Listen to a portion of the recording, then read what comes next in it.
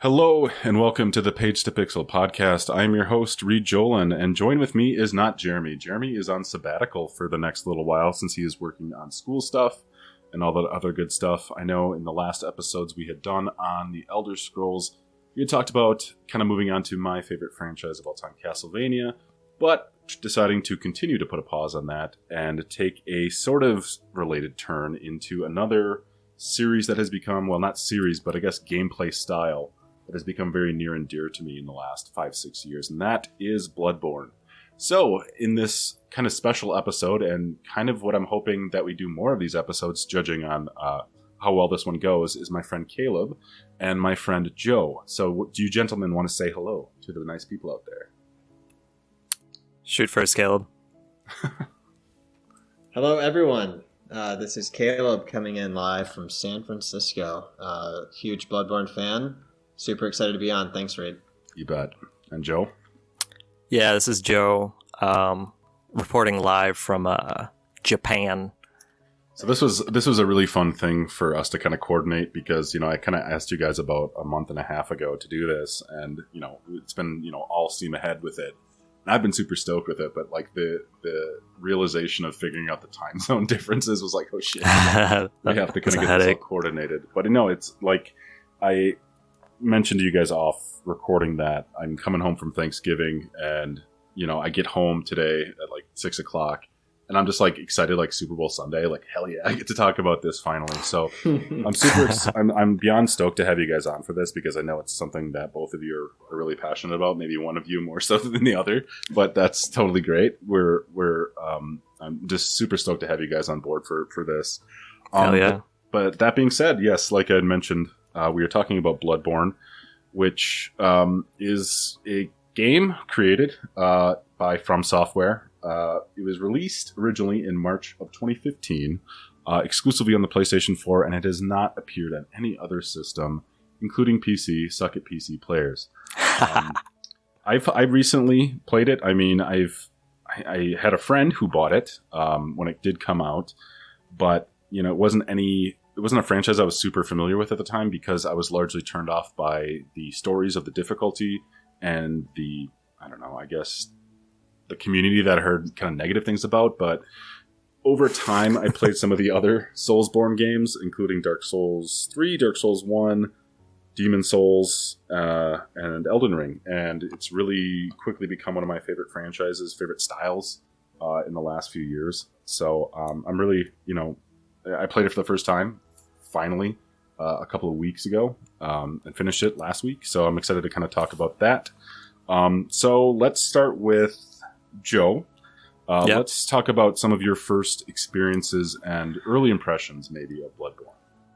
Yeah, it goes all the way back to 2016. That was, roughly 6 months or so after the game had come out.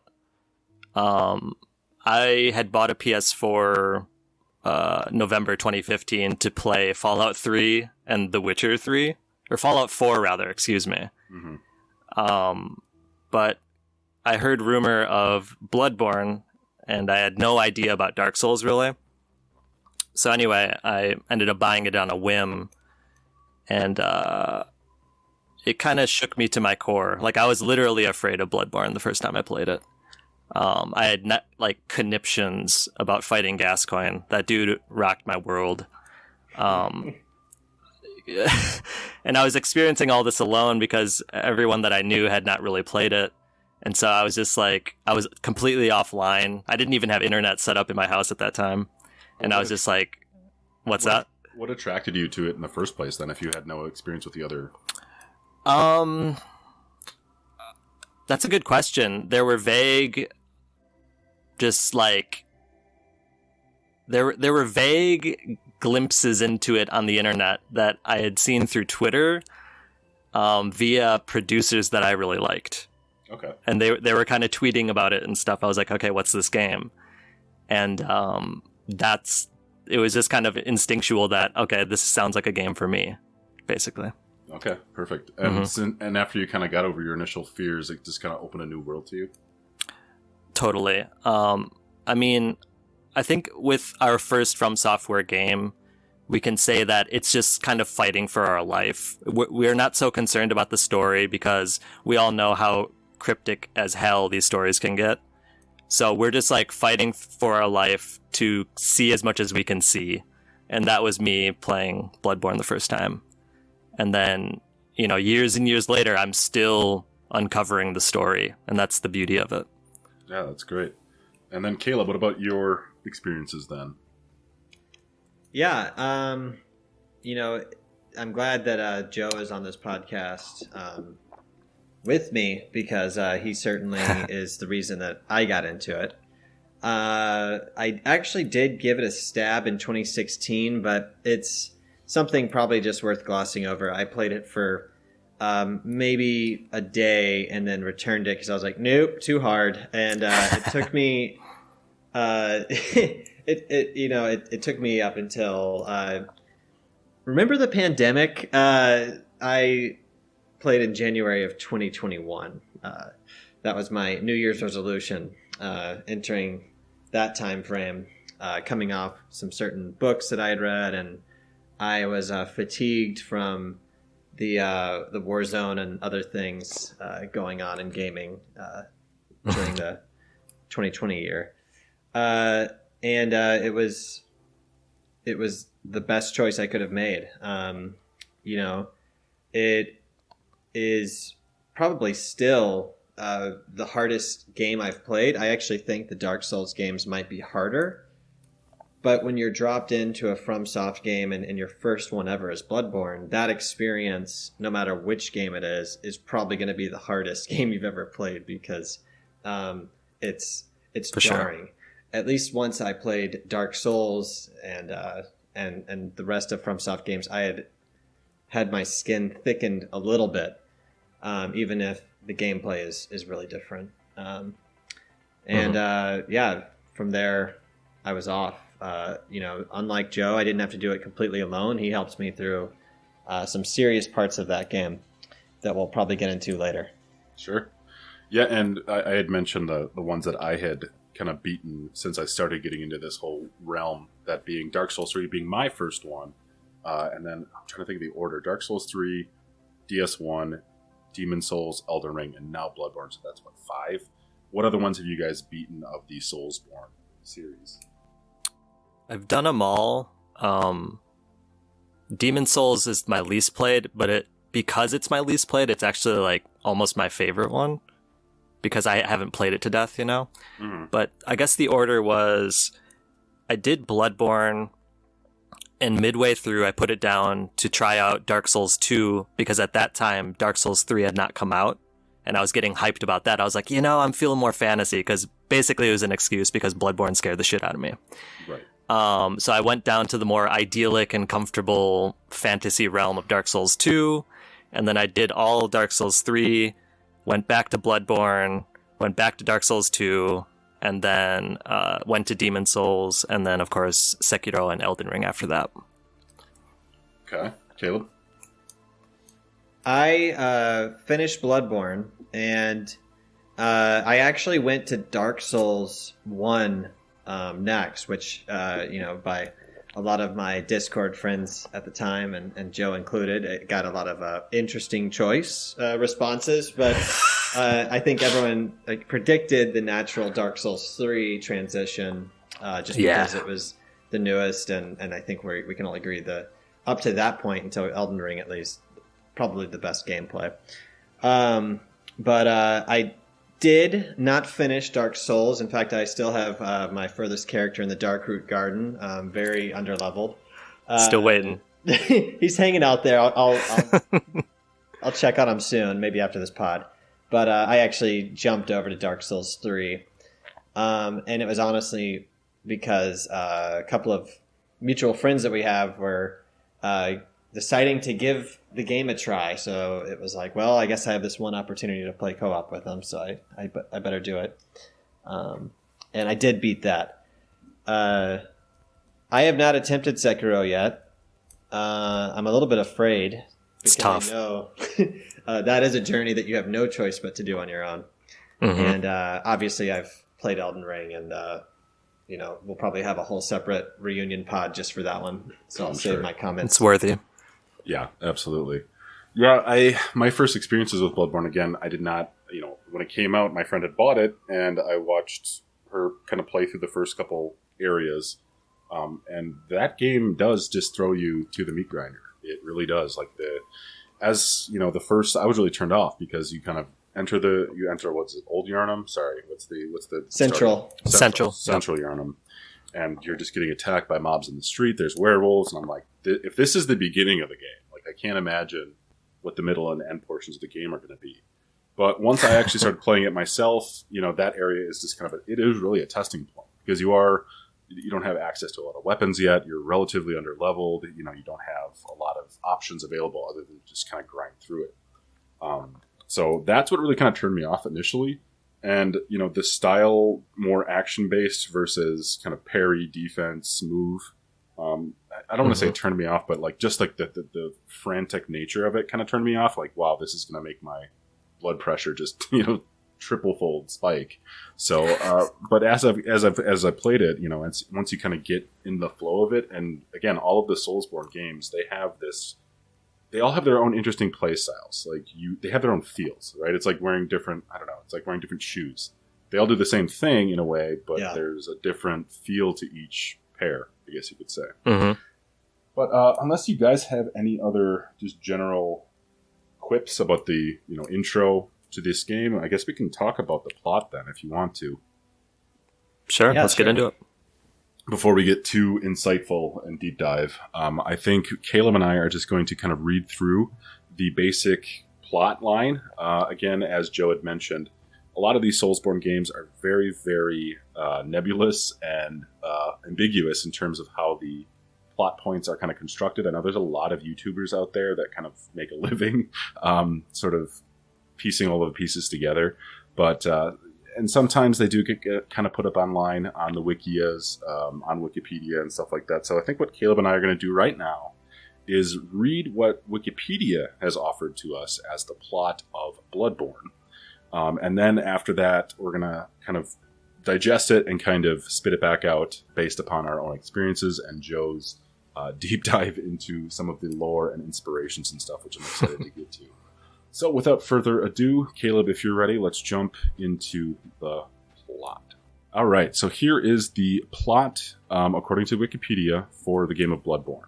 So Caleb and I are going to be alternating as we kind of go through this, but I will get us started. So the player character, a hunter, is being operated on by an old man who explains that he is performing a blood transfusion to allow him to sign a contract, mentioning a mysterious condition referred to as pale blood. He warns the hunter that they will go on a strange journey that may seem like a bad dream. The hunter blacks out and awakens as a large, flesh-torn beast rises from the floor and menaces them. A sudden fire forces the beast's retreat, and then little creatures, messengers, crawl over the hunter as they black out again. After the player completes character creation, the hunter awakens at an operating table in a different clinic in Yharnam. The hunter finds their first lantern, which when lit transports them to a spectral realm called the Hunter's Dream, where they encounter Gehrman, an elderly wheelchair-using man who provides advice, and the doll, a living doll who assists the player in leveling up. Gehrman explains that to obtain the blood they seek and escape the dream, they must hunt down the beast raging through Yharnam and halt the source of the plague. While traveling central Yharnam, the hunter is told to seek out the Healing Church because of its connection to blood ministration, which is linked to the plague. The hunter encounters Father Gascoigne, who seeks to kill them to prevent them from transitioning into a beast, but becomes a monster himself. The hunter moves through the cathedral ward and enters the Grand Cathedral, where they encounter Vicar Amelia, now a massive beast. The hunter comes into contact with an artifact, the skull of a beast, that bids them to visit Byrgenwerth, only accessible through the Forbidden Woods. Arriving at Byrgenwerth after defeating the Shadows of Yharnam, the hunter slays Rom, a cosmic kin. Running through a lot of things right there, but I'm going to comment on that later, so go ahead, Caleb. With Rom's death, the hunter gains access to a higher degree of perception and sees Queen Yharnam, an ancient being from the dead civilization who supposedly bore Mergo, the source of the nightmare. With their new perception, the hunter can venture to the previously hidden village of Yahar'gul where the now visible Great Ones reside to be researched and worshipped by the school of the Mensis. The scholars sought to build a vessel for a Great One, known as the One Reborn. After defeating it, the player accesses the spectral realm called the Nightmare of Mensis, where they discover the insane head of the scholars, Mikolash. After killing him, the player encounters Mergo and their guardian. After slaying Mergo's wet nurse and letting Mergo die, the game's final phase is initiated. When the hunter returns to the hunter's dream, Gehrman offers to return them to the waking world in the morning. At this point, 3 different endings are possible depending on the player's actions. So choosing to accept Gehrman's offer results in Yarnum's sunrise ending. This is where Gehrman uses his scythe to behead the hunter, who awakens in Yarnum as the sun rises. In the hunter's dream, the doll bids the hunter farewell and prays that they live happily, having escaped the nightmare. Declining Gehrman's offer unlocks one of 2 endings. So the second ending, honoring wishes, is the default ending in this case. To prevent the hunter from being trapped in the dream, Gehrman battles them. After Gehrman is defeated, a Great One known as the Moon Presence arrives and embraces the hunter, binding them to the hunter's dream. The doll is seen pushing the hunter, now sitting in Gehrman's wheelchair, remarking that a new hunt will begin, signifying that the hunter has taken Gehrman's place as the caretaker of the dream. Throughout the game, the player can find umbilical cords, formed as the result of Great Ones trying to reproduce with humans as a surrogate. If the player consumes 3 third umbilical cords before refusing Gehrman's offer, the childhood's beginning ending is unlocked. After Gehrman is defeated and the Moon Presence appears, the hunter resists and fights it. Upon defeating the Moon Presence, the hunter is transformed into an infant Great One and is taken by the doll. And now Caleb is going to talk a little bit about, we're going to alternate here, about the Old Hunters DLC, which is I don't want to say necessarily, is it a continuation of the story? Joe, can we just pause? Is that a continuation of the story, or is it taking place during the main events? It's completely vital, and it's a kind of a reframing, not reframing, but it's insight into what you experience in the main game. Okay. It's the history. Yeah. Oh, I got it. Okay. Go ahead, Caleb. After discovering an item called Eye of the Blood-Drunk Hunter, the player learns of the hunter's nightmare, where hunters are cursed to wander drunk with blood. While traveling through Yarnum, the player is pulled into the hunter's nightmare, populated by both beast and long-craved hunters, by a lesser amygdala. The player can meet Simon the harrowed hunter, who tells them that the nightmare serves as a prison for hunters who have succumbed to madness and their scourge. Simon can assist the player throughout their travels. Sorry, 1 second. No, you're fine.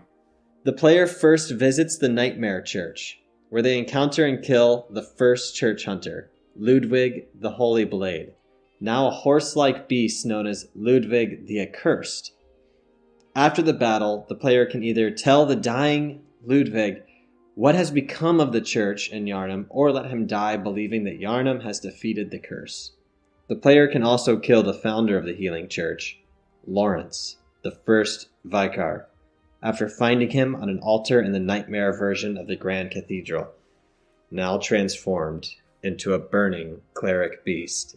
The player continues to the research hall, where Simon reveals that to find the secret of the nightmare, the player must reach the Astral Clock Tower and kill Lady Maria, another of the first hunters and one of Gehrman's students.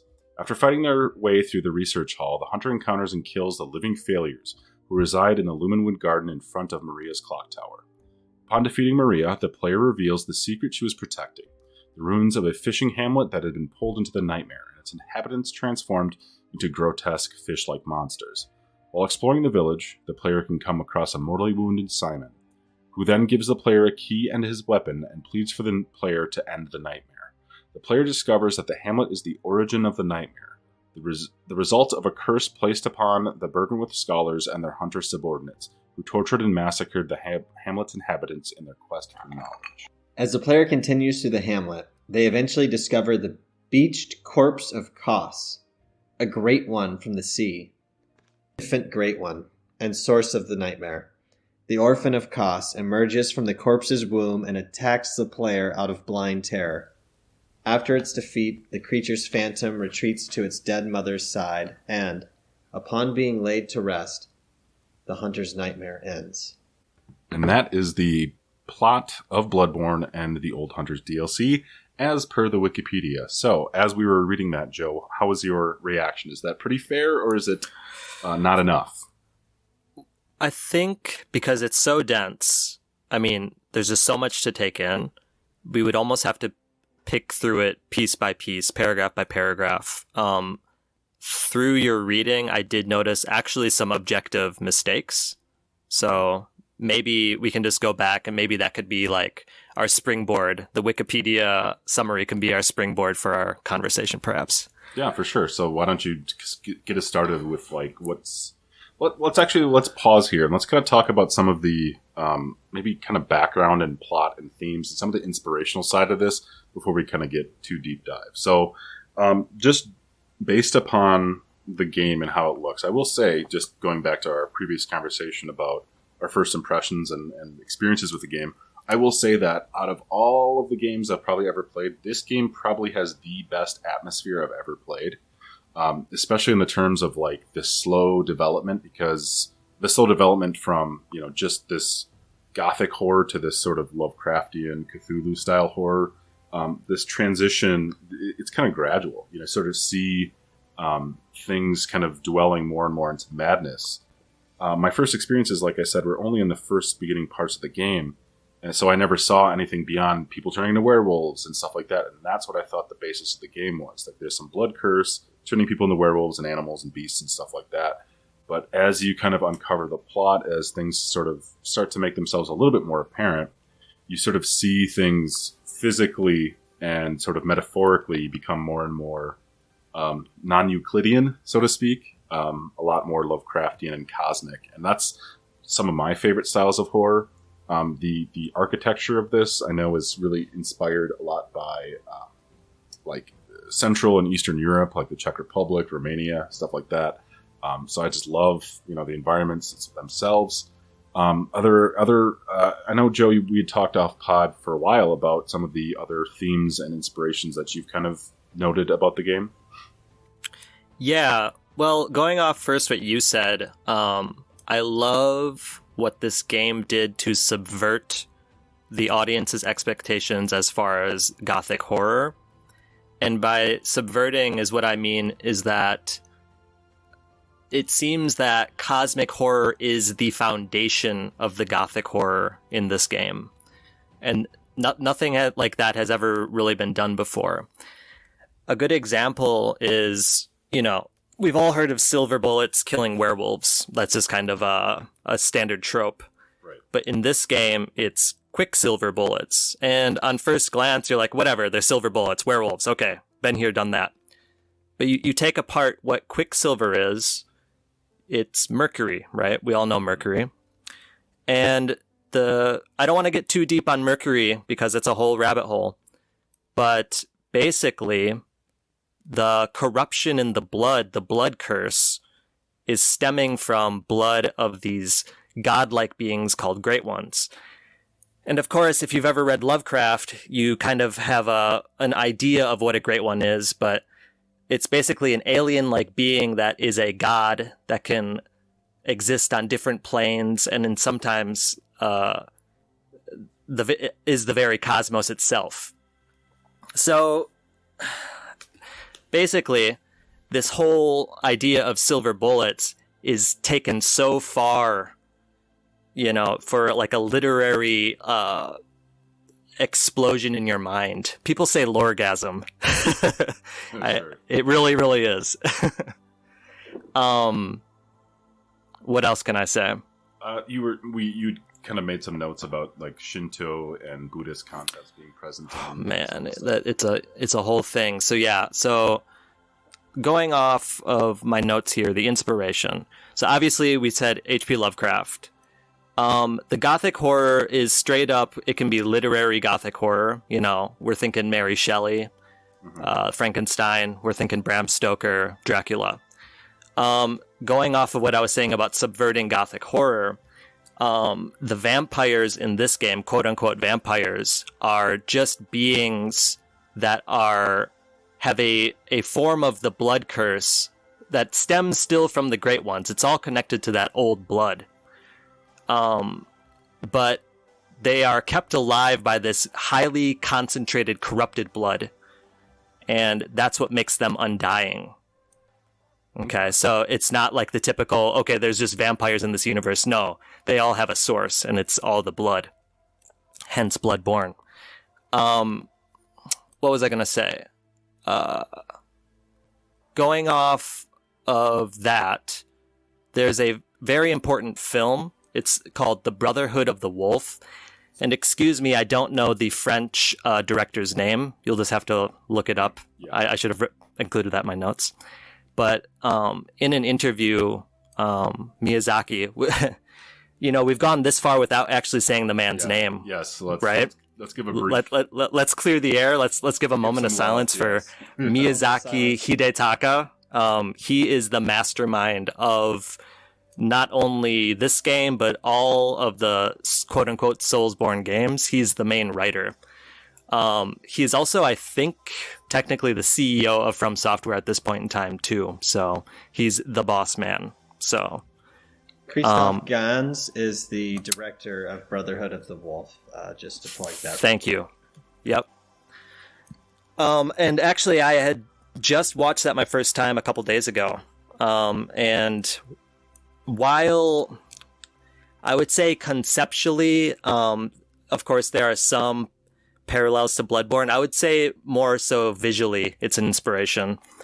For example, the hunter attire is largely based off of what is seen in that movie. Reid had mentioned Buddhism and Shintoism, which are the two main religions in Japan. And here's the thing about Bloodborne, is that it has a Western skin, and on the surface, visually, you're like, oh, this is very Western, right? It's a Victorian period, Gothic horror. These are all Western concepts, right? Right, and I think I mentioned that to you. Like, if you didn't know that the FromSoft games are Japanese, like, because there's a lot of, there's like the fantasy element to it. There's a Gothic element. With the exception of explicitly in Sekiro, it's very much Western inspired. Like, exactly. On the surface. Exactly. Yeah. So without knowing that, it's easy to assume that, the church, for example, the church and cathedrals that you're going to are based off of Abrahamic religions, monotheistic, Catholic even, and without going too far into it, there's a lot of that imagery because, again, there's that subversion of what the meaning is. So there's words like communion being thrown around. There's a clear visual reference in the Pieta of Lawrence. But really, at the heart of these games is a Shintoist and Buddhist through line. And it extends to all sections of the game. How does it do that? Yeah, so there's a lot to say about Buddhism and Shintoism and about in all of these games, but I guess from the get-go. Okay, so you wake up in the clinic, you go downstairs, and you get absolutely slaughtered, if this is your first time, by that werewolf, right? You are instantly, upon death, teleported to the dream. Okay, so the dream is obviously a Lovecraft reference, but the way that Miyazaki works is he kind of, in his cauldron, combines all of these elements. So in this case, it's Lovecraft and Buddhism. And the Buddhist element is this idea of samsara, being trapped perpetually in this cycle, death and rebirth, without being able to transcend it. But the first note that you see in the game says, seek pale blood to transcend the hunt. So already right there, we have our full motif of, even though we don't know what pale blood is in the beginning, there's this idea of enlightenment, of opening your third eye, but in this case, many eyes on your brain. See where they took all of these ideas, right? And couldn't you argue, too, that honestly, with all of the Soulsborns, one of the major, I think, emotions that kind of come out of it is contemplation. It's not just constant fighting and recovery. there is also the sense of taking in the world and taking in why you're doing these things, at least for me. And Totally. I think totally that point. So I think kind of talking about the idea of transcendence and rebirth, especially with like as you're unraveling the final scenes of the game where it's like you're being reborn as the slug thing and possibly, and it's like there's always this idea of like, you know, the rekindling of the fire in the Dark Souls series. Like there's always this sense of perpetual motion and rebirth and stuff like that, and it always kind of leaves a weird taste in your mouth because you know that a lot of it never ends well. There's always going to be consequences of that. So I think that's interesting to see that kind of really coming out in this Russian doll way, as we were talking about. Kind of moving on theme-wise, we talked about horror, we talked about Shintoism. I guess we can kind of continue on with like the idea of birth, and this is something we talked about, you know, in our chat about how it seems like Miyazaki is really obsessed with children, you know, especially like smaller infants and stuff like that. And I think with this one, there's definitely an element to that. You'd probably agree. Most definitely. On the topic of childbirth, like you'll come to understand that it's all about childbirth. Well, in the beginning, it's all about blood, and then it's about heritage and bloodlines, and then it's about childbirth, and childbirth is seen as also rebirth. Okay, talking on a species level, but more specifically, childbirth itself. There's no concrete evidence, and I don't want to pry too much into Miyazaki-san's life, but the fact that he had a child in 2019, you know, you can kind of paint a picture in your mind that perhaps him and his wife was at least considering childbirth. So maybe in some sort of way he was channeling all of these emotions, that would come with fatherhood and the idea of childbirth in general, kind of like David Lynch did with his first film, Eraserhead. Excuse me. If you've ever seen Eraserhead, you'll know that it's just like this, it's kind of a miserable take on what it could be and the deformities and what could happen, what could go wrong with childbirth. So maybe some of that anxiety was fueled into this game. And we always, you know, the basis of horror is the proposition of death. And when you kind of flip it on its head, the inverse of horror is new life, rebirth, and childhood. So maybe in a way, with Lynch and Miyazaki, they're trying to channel that same sort of fear we have of old age and sudden death and disease and cancer and all this other stuff in a way to childhood and young life versus, you know, just the typical old death or whatever else that we sort of typically view as a natural death. That could be too.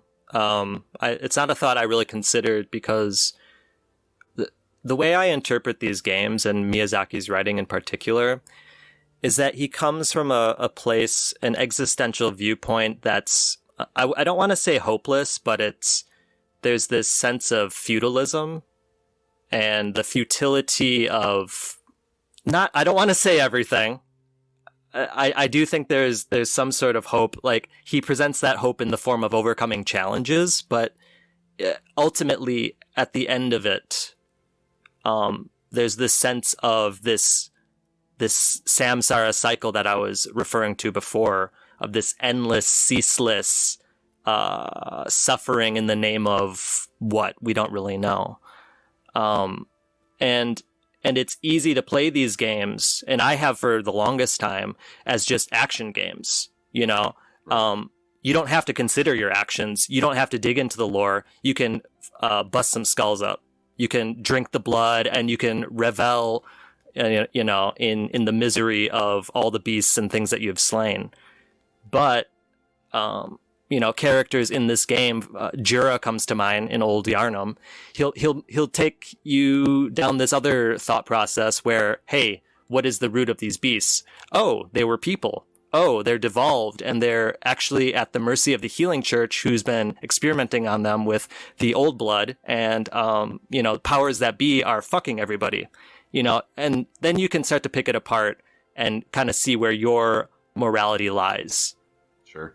And I want to kind of blood echo what you just said, in the sense that The games, I don't want to paint this picture that, what Joe and I have just been riffing on is this idea that it's all purely philosophical and it's all purely just miserable. But, the games don't make me feel miserable. Like they have that nature to them. They have that oppressive nature to them. But I don't know. I feel very invigorated by playing these games. I like uncovering things. So if you're not one of the people that has played, the Soulsborne games or Bloodborne in particular, we're making it sound ultra depressing right off the bat, and I don't think it necessarily has to be, so to speak. I mean, there's, like you said, you can just play this like a game and fight and kill and move really quickly. But if you do take the time to peel back the layers of it, yeah, you do see this these different elements kind of playing in the background a lot. I for sure don't want to dissuade anyone. I've been playing these games for 6+ years. Like they have transformed my mind in regards to what gaming can be. And on the point of a very dismal atmosphere, the creator himself, Miyazaki, in an interview said that, yes, this world is very dismal, but there's this beauty in that, Mm-hmm. And I think that's a really real remark. You can apply that to your own life. Like look at the world we're in, like we have to find the beauty in this. Otherwise, we're all fucked. Absolutely. So. And if Caleb, I could comment on, maybe piggybacking off of that suffering, ideal. It, to me, is of no surprise when we're thinking about Miyazaki and thinking about his, sort of, I guess, inspirations.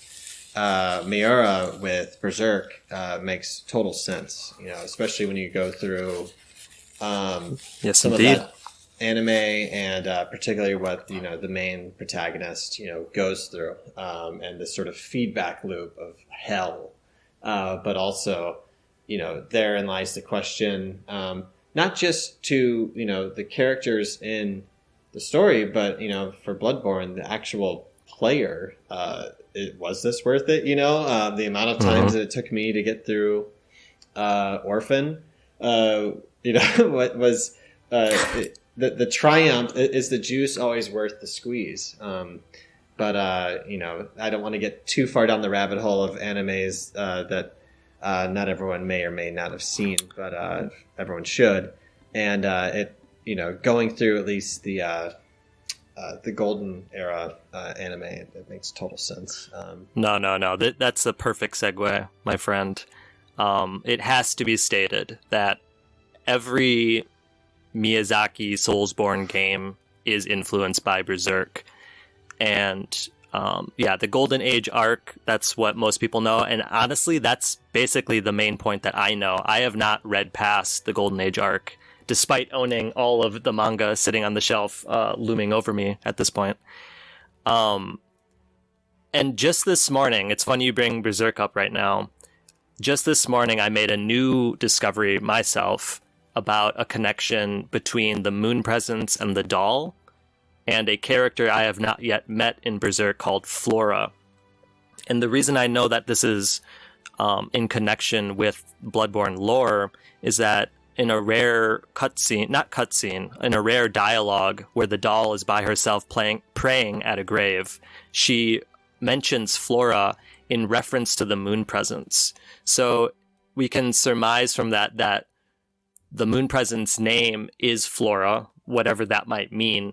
And Miyazaki has probably clearly put that reference from Berserk in here intentionally so that we could kind of follow that thread and pick it apart. And who does Flora look like in Berserk? She looks like the doll. So even now, I don't even know what that all means, right? I don't know what that means, but it's exciting to me. Yeah, exactly. Yeah, that is a crazy connection for sure. Mm-hmm. Unless you guys have, there's a lot of directions we can kind of go with this, but I kind of want to talk a little bit more about there's a few things that kind of like, make sense plot wise, but there's still a few things that are kind of, I'm sure there's a lot of people out there that have the same kind of questions too. Like, for example, let's kind of start off with this one. What is the pale blood? What it starts off the game. Yeah, Starting with the big one, huh? Okay. I suppose if we can kind of condense. Yeah, let's get into it. Yeah, let's jump into the pale blood here. Pale blood. That's the exact first thing you hear in this whole game. Ah, pale blood. Right? That's what the blood minister says to you. So your player character off screen was inquiring about pale blood to the blood minister.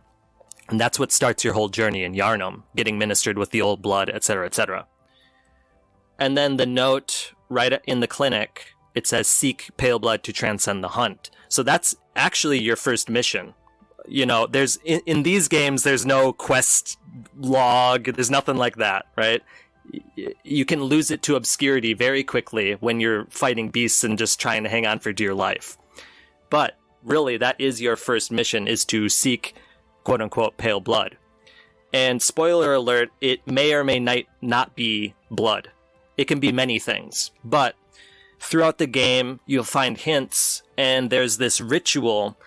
It's called the Mensis ritual, and it's like the main plot line in the game. We'll get into that later. Pale blood seems to be referring to the sky. And it's a loaded thing because the sky is also the cosmos, according to the choir, okay? But the sky turns into a pale blood sky when there is a blood moon. And the pale blood sky looks like a body drained of blood. Okay, so you can imagine, right? When we're hunting and we're killing all these all of these beasts and everything, we're draining them of their blood echoes, this essence, this will to survive, right? So the blood moon is, metaphorically or, quite literally taking all of the blood and concentrating it into this being called the moon presence. Okay. So on the night of the blood moon, on the night that all of the Yharnamites are turning into beasts and everyone's going mad fucking crazy because of this blood curse, this is the essence of pale blood. So taking that apart, it's the name of the sky, the situation of the sky and the blood moon, and it's also referring to the creature itself, the Great One, the moon presence, who you'll meet in 2 of the endings. Right, okay. And I'm still kind of fuzzy on the whole idea of the hunter's dream. Like, why is it, when you first start playing it too, you die and then you go back to the hunter's dream, and that's like the hub world. All the Soulsborne games have a hub zone, and that is the hub area for Bloodborne. And so you transport there via lanterns, and that's where you do your upgrades and stuff like that. And it's a relatively small, serene scene, but there's also within the game, within the actual world, once you're outside of the dream, there is that zone within Yharnam itself. So I'm still kind of confused on how the whole hunter's dream works. Reid, so am I. But no, I'll try to go into it a bit. So upon being ministered the blood, you enter a nightmare sequence. And this is where it gets tricky, because you could say that the entire game is a nightmare, in the sense of Lovecraftian nightmare, Dreamland's nightmare, and not just like, a horrifying experience. But in my understanding, the hunter's dream represents the prison that started with Gehrman. And Gehrman is the first hunter, yes? And you'll find an abandoned workshop, and this is called the source of the hunter's dream. And on an altar in this abandoned workshop, in the waking world, you'll find a third umbilical cord. And what this umbilical cord is, it's an umbilical cord of an actual Great One's child. Okay? And so these very, very, very special items are used to beckon Great Ones in order to, whatever means you want. We'll see with the Mensis ritual, Mikolash wanted to commune with a Great One in order to become a Great One himself, potentially.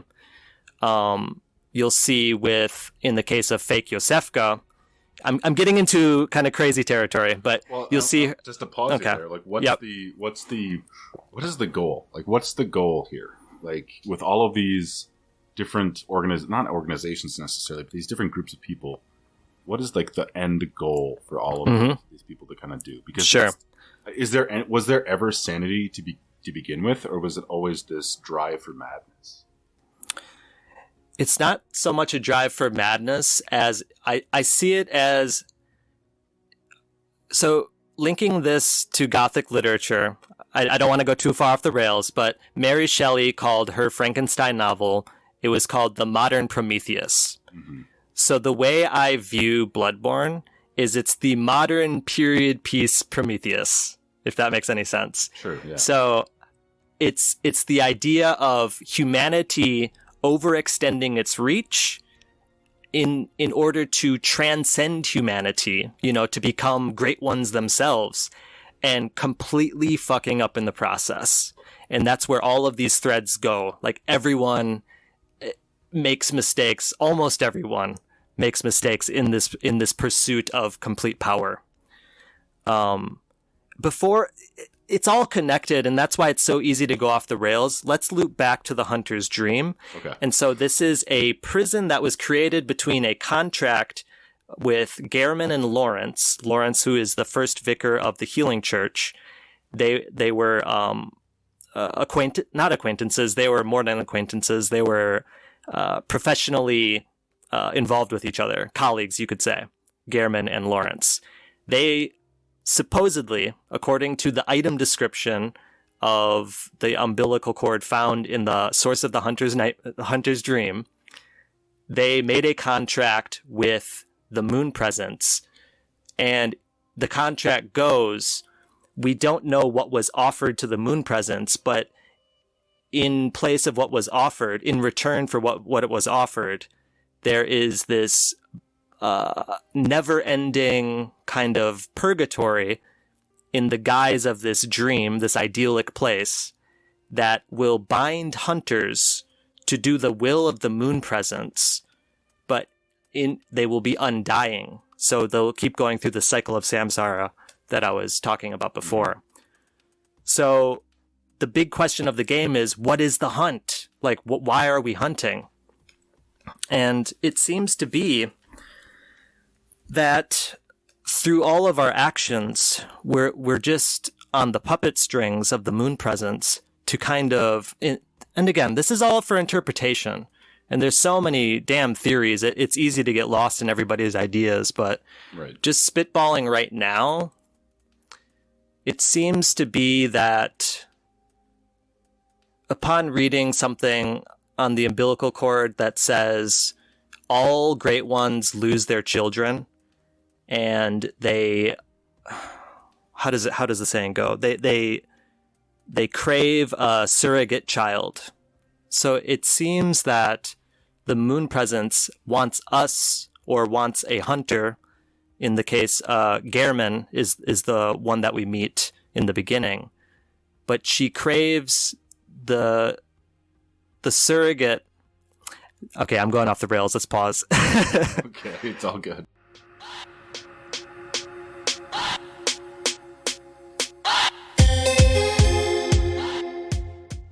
Okay, I said a bunch of shit. What does it all mean?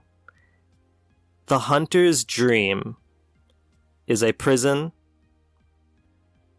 that hunters are bound to by the Hunter's Mark. The Hunter's Mark is a physical, it's called a rune in the English translation, but it's more like the transcribed language of the Great Ones.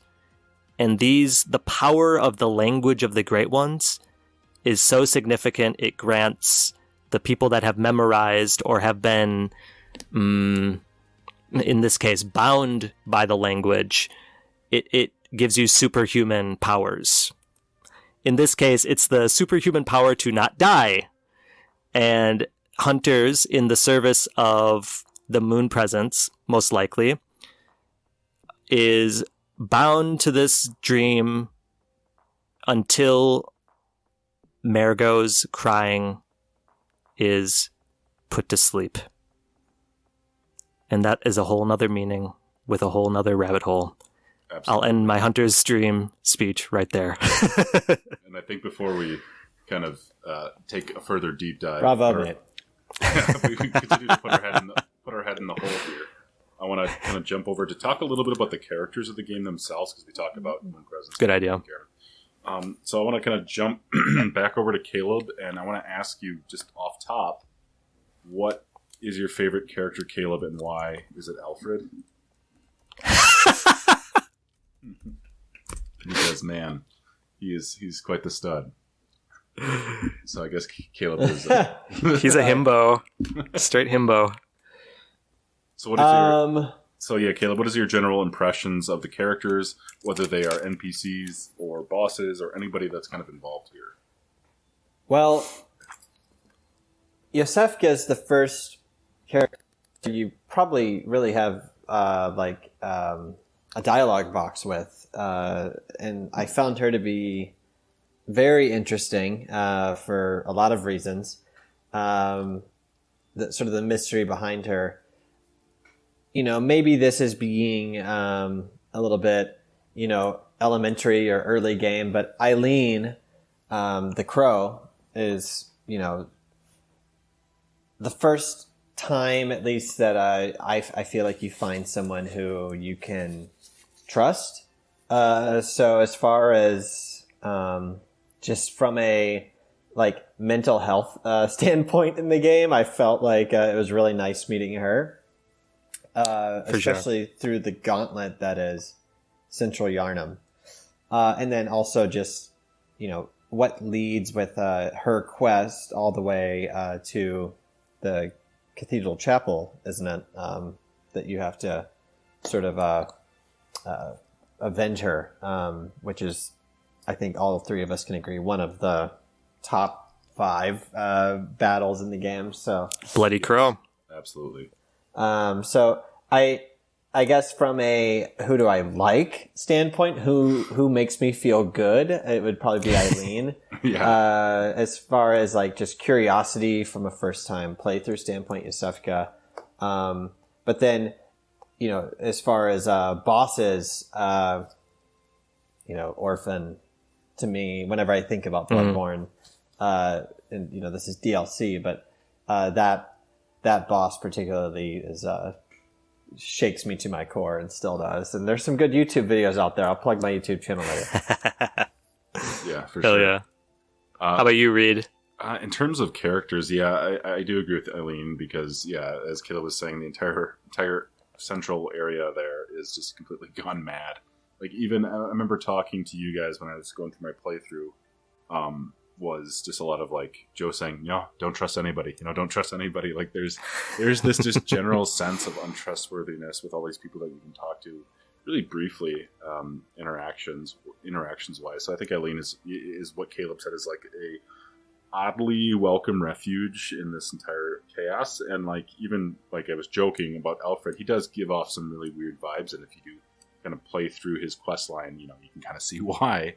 And there's also, there's Patches, of course, which is just hilarious. I love Patches. The recurring character. Character. There is something really sad about Father Gascoigne and his whole lore with his family is really... More sad with his daughter, but yeah. Absolutely, yeah. Mm-hmm. His daughter, absolutely. The character designs are excellent. They're disgusting, which is great, especially, as you get, Bloodstained Beast it's just disgusting, old flappy head. But Blood-starved Beast, yeah. Blood-starved Beast, my mistake. He is stained, so it's...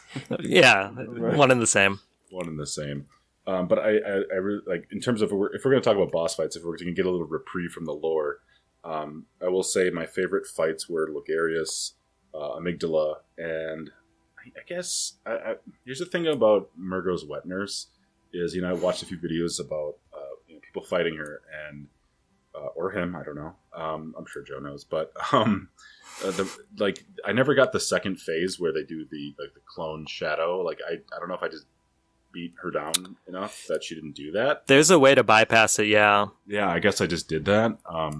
But Martyr Logarius had my number for a long time. I thought the Moon Presence design was awesome. I really like that Cthulhu-ish, design and everything. But I think all the characters are really cool. Yeah, I mean, not a lot of negative. I think it's really... design. Sorry. No, go ahead. I think it's, if we're going to talk about gameplay, we discussed the Russian doll effect of, going in from just a classic Gothic horror. Yes, werewolves. Yes, disease. That would have been enough. If the game ends with just the first act 1 of the game, that I think all of us could agree that still would be. I would play that game. Yeah. It would be a great game. And then the fact that, you have this, whole extra layer that becomes Lovecraftian, as Joe mentioned, and becomes just so cosmic and like, wait, what? And I do feel, and I'm cribbing a little bit of this, from, other people that have given me loregasms, such as Redgrave and whoever else I can plug, I'll try to, in the comment section. But yeah, like I do think that what would you say, Joe? Like ROM is kind of when this breaking point happens, when it goes from one game to the next, and or is it not that simple? Do you think? I do feel like if you're going to try to find a line in the sand, it's around then, right? Like I like that you brought this up because I had this like personal revelation just a couple nights ago. I even recorded it on my phone. So I was like, why the fuck is Rom a spider? What is the symbology? What is the significance of a spider? And my own personal reasoning came to, she is the spider at the center of the web.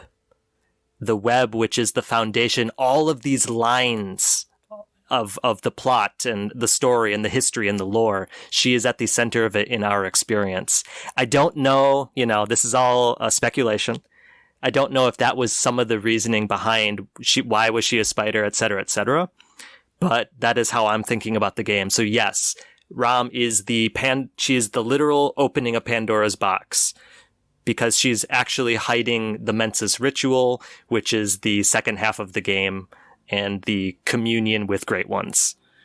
Yes, I agree with that.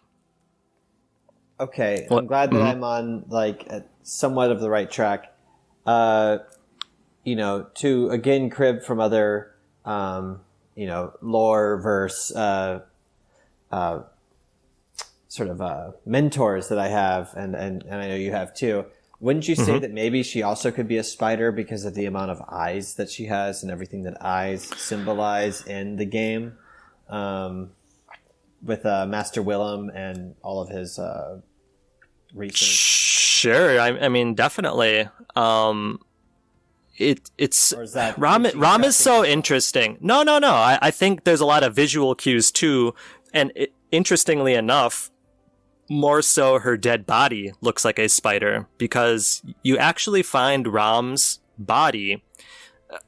Let's back up. Who is Rom? Rom appears to be a scholar of Bergenworth, the college that found the old blood in Yharnam, the source of all of this shit that's happening in the game. And Rom appears to be a scholar that was probably a student under Willem, who was on the pursuit of understanding this blood. And she appears to be an ascended human being. She ascended before us into this state of being a great one. But something, we don't know what the hell went wrong, but we do find her body near Abriatas in Upper Cathedral Ward. And I'm still trying to unwrap it all. Here we go into the lore again. So we drop into the Moonside Lake, and there appears Rom, who is just kind of about her own business, not even attacking us when we enter. She looks like a caterpillar. Okay, so it's really strange. In this dream world, she looks like a caterpillar. And if we kind of dig into the placement of Rom's body near Abriatas looks like a butterfly, more or less, a fucking Cthulhu butterfly, right? And what we can maybe say is that through time, through absorption of blood, in time, perhaps Ram could have ascended to the level of Abriatas, who is a full-fledged Great One. So we kind of see this evolution path, but the tragedy seems to be that upon this rebirth from human to Great One, or kin of the cosmos, which is kind of a lesser Great One, she died. What does that mean? We don't know. Why does Mikolash, when he communes with Mergo, why does he die? It's all connected very densely. But I will say that Ram is actually one of my favorite characters, talking about characters, because of the significance and the seemingly kind of like, you don't expect it from this like docile boss character, you know? Right. And I feel like to me, it took a lot of, looking back, hindsight, with the fight with Mikolash, in his dialogue, name dropping Ram, and it was like, wait, why talking about Ram? Like, and I was like, oh, so Ram was important because Ram isn't that strong. I mean, the defense is good, but if you remember the battle itself, like it's memorable, but it isn't like spend all day fighting Ram type of battle. At least not for me, and I have plenty of those under my belt. You know what I mean? Totally. And they kind of parallel each other, the Ram fight and the Mikolash fight, because you think about the Mikolash fight, he spends the entire fight running away, So there's this real passive energy, and it parallels their storylines. Like, they more or less ascended, Mikolash less so, I would argue. And they kind of, in a weird way, achieved what they set out to do, but at the end of the day, they're completely fucking dead in the waking world. So what does that say? Again, this is the Promethean storyline that we were talking about before. I kind of wanted to take a side tangent, kind of. No, go ahead. I think with looking at environments and characters and places in this game, one of the things that I felt personally was the most jarring in a weird way was how this whole game is super, the environment is very claustrophobic. It's a lot of narrow spaces and stuff like that. The most unsettling environment for me was actually the lecture halls, because you're kind of sent up to these zones and it seems relatively normal. There's not a ton of enemies except for that one major room. And you walk into the lecture hall where there's all these seats. It's like the most normal looking environment, but there's so much nastiness. And I think having this disparity between a relatively benign environment with what's going on around you, I don't know, that for whatever reason was really a standout moment for me. Is there any lore behind the lecture hall stuff? Because you go to level 1, level 2, and then you're just, when you exit the doors, you're taken somewhere else. It's the nightmare, right? It's not directly connected to anything. It's not just another cathedral, or anything else like that. Which you're kind of used to. You're used to cathedrals, you're used to churches, you're used to burning buildings and stuff like that. Then you get to this benign lecture hall, and it takes you to this nightmare. So I was really always kind of perturbed whenever I was in the lecture hall. Yeah, I'll say that everything has lore significance in this game, every little detail. But yes, definitely the lecture halls pertain to the research that was done in Bergenworth, that the findings. So an important part of these games that we have not mentioned yet is the Chalice dungeons, as most players know them, but it's called the Tomb of the Old Gods, okay? Or the Tomb of the Gods, I think is technically the term. And it's this underground labyrinth underneath the city of Yharnam where this game takes place. And this is where a very Lovecraftian Call of Cthulhu concept, where the civilization was underground and this city of the Great Ones exists, and where the blood was first found. Okay, so their excavations and archaeological trips that took them further and further down into this Tomb of the Gods these findings are what you find in the lecture hall. And yes, they seem to be this kind of limbo portal to the nightmare. You can kind of see it as hell. The nightmare is this hell that was birthed from the humanity screwing around with the Great Ones, And it stems from that research. So that's the significance. As far as why you can't physically find the lecture hall and where it is exactly, that's still up for debate. And that's the thing, like, years and years later, people will still be speculating, but there is no clear answer, not for the sake of, like, there's no meaning behind it, but for the sake of you really gotta dig deeper. And that's what I've been doing right now. Yeah, like, for example... Do we know go ahead. Like, all the scholars and stuff in the hall, all the goop boys, they're, like, what's... Because, like it's they're not a scary enemy. But, like, no. It's like, hey, boy, you're pretty goopy. Like, what's the meaning there? Like, why? I'll tell you what, audience, if anyone has a good answer, please hit me up. Hit your boy up, because I don't. Maybe it's just, like, I don't know. Like, they were experimented on, and, like, they started getting a little corrupted. I don't know. It's weird. I mean, too much soup? I don't know. Like... Too much soup, baby, you know? I would say, like, we have to take what we see in the nightmare realms with a grain of salt, because it's not necessarily a one-to-one to what happened in history, right? Sure. It is a depiction filtered through who is the host of the lecture hall. We have to uncover that, and I still have yet to uncover that myself. For example, the DLC, you enter the Hunter's Nightmare, right?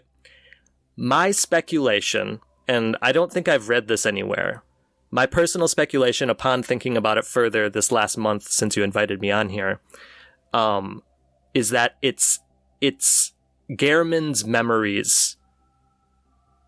That's...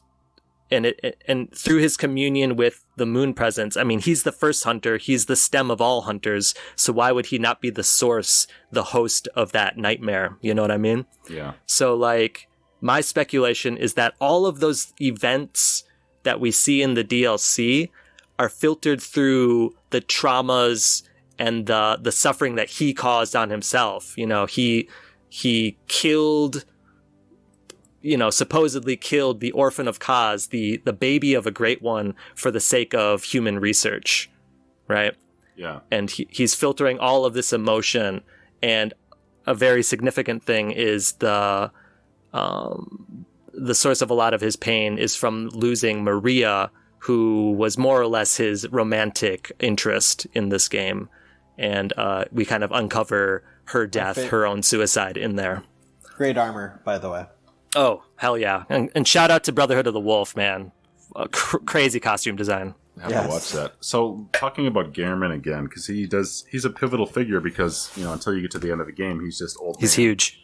He's this old man wheelchair. But if you get one of the second ending, you are just the next one in his wheelchair. So, are you connected to Gehrman then? Are you like a avatar of his then?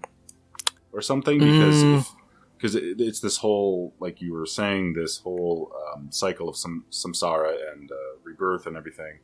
Like, that's what I was kind of confused on. Like, are you a part of Gehrman? Are you, like, I don't know how that works. So Gehrman's important because he was the first hunter, and his contract with the moon presence is what started the hunter's dream. Okay. This opening of a plane with a great one. And Gehrman is, at the point we meet him in the game, is only as important insofar as his duty to the moon presence. Basically, the surrogate child. The moon presence is unable to conceive herself, so she craves a surrogate. That's this theme in this game of wanting children because you can't produce any yourself. So Gehrman is the surrogate trapped in hell, in moon presence hell. And upon defeating Gehrman and not ingesting the umbilical cords, ascending you to a great one, you'll be embraced in a motherly fashion. Yes, you'll be embraced by the moon presence and take Gehrman's place as the surrogate child of the moon presence, serving the will of her to recruit new hunters to keep feeding this cycle over and over. What is the moon presence's mission? That is completely up for debate. We see that she is pleased upon, our duty is fulfilled upon putting Marigot, this, who is Marigot? We'll get to that, I guess. but putting the Great One child Mergo to rest. Okay. I see. So what does that mean? That's up for interpretation. Right. As most things are in these Soulsborne games. Yeah. What's the sitch? What's the deets on the doll though? Like, is that something that Gehrman created, or is that without spending an entire creating a new series? Yeah, man. The doll. So the origin of the doll, you see a bit in the Abandoned Workshop, which is also the origin of the dream. The doll appears to be a kind of a replacement for Gehrman based on Maria, this old hunter colleague and, I'm speculating, romantic interest of Gehrman. Yeah. Love interest, yeah. And after losing her, we don't want to get into that story, but basically she commits suicide. That's a whole nother story. He, in his grieving process, creates this doll that naturally would never replace her. But it appears to be, and again, this is speculation, that upon making the hunter's dream, signing more or less a contract with the moon presence, the doll is animated in the hunter's dream. And my latest theory, I've gone through many, but my latest theory is that actually the doll is an aspect of the moon presence. Because you think about it, the hunter's dream was created by the moon presence. It's not like she would allow any other great one to enter it, you know, especially when there's evidence of her kind of, I keep saying her, she's like a mother. When there's evidence of the moon presence, kind of in opposition to some of the other great ones you'll find through the game. So my takeaway is that through leveling up, using your blood echoes, the will of all that you've slain, using this corrupted blood to grow more powerful, it's all in service of the moon presence via an aspect of herself, fittingly as a doll, you know, like a hand puppet you can kind of think of, or you know, being pulled by the strings of. Yeah, that makes more sense.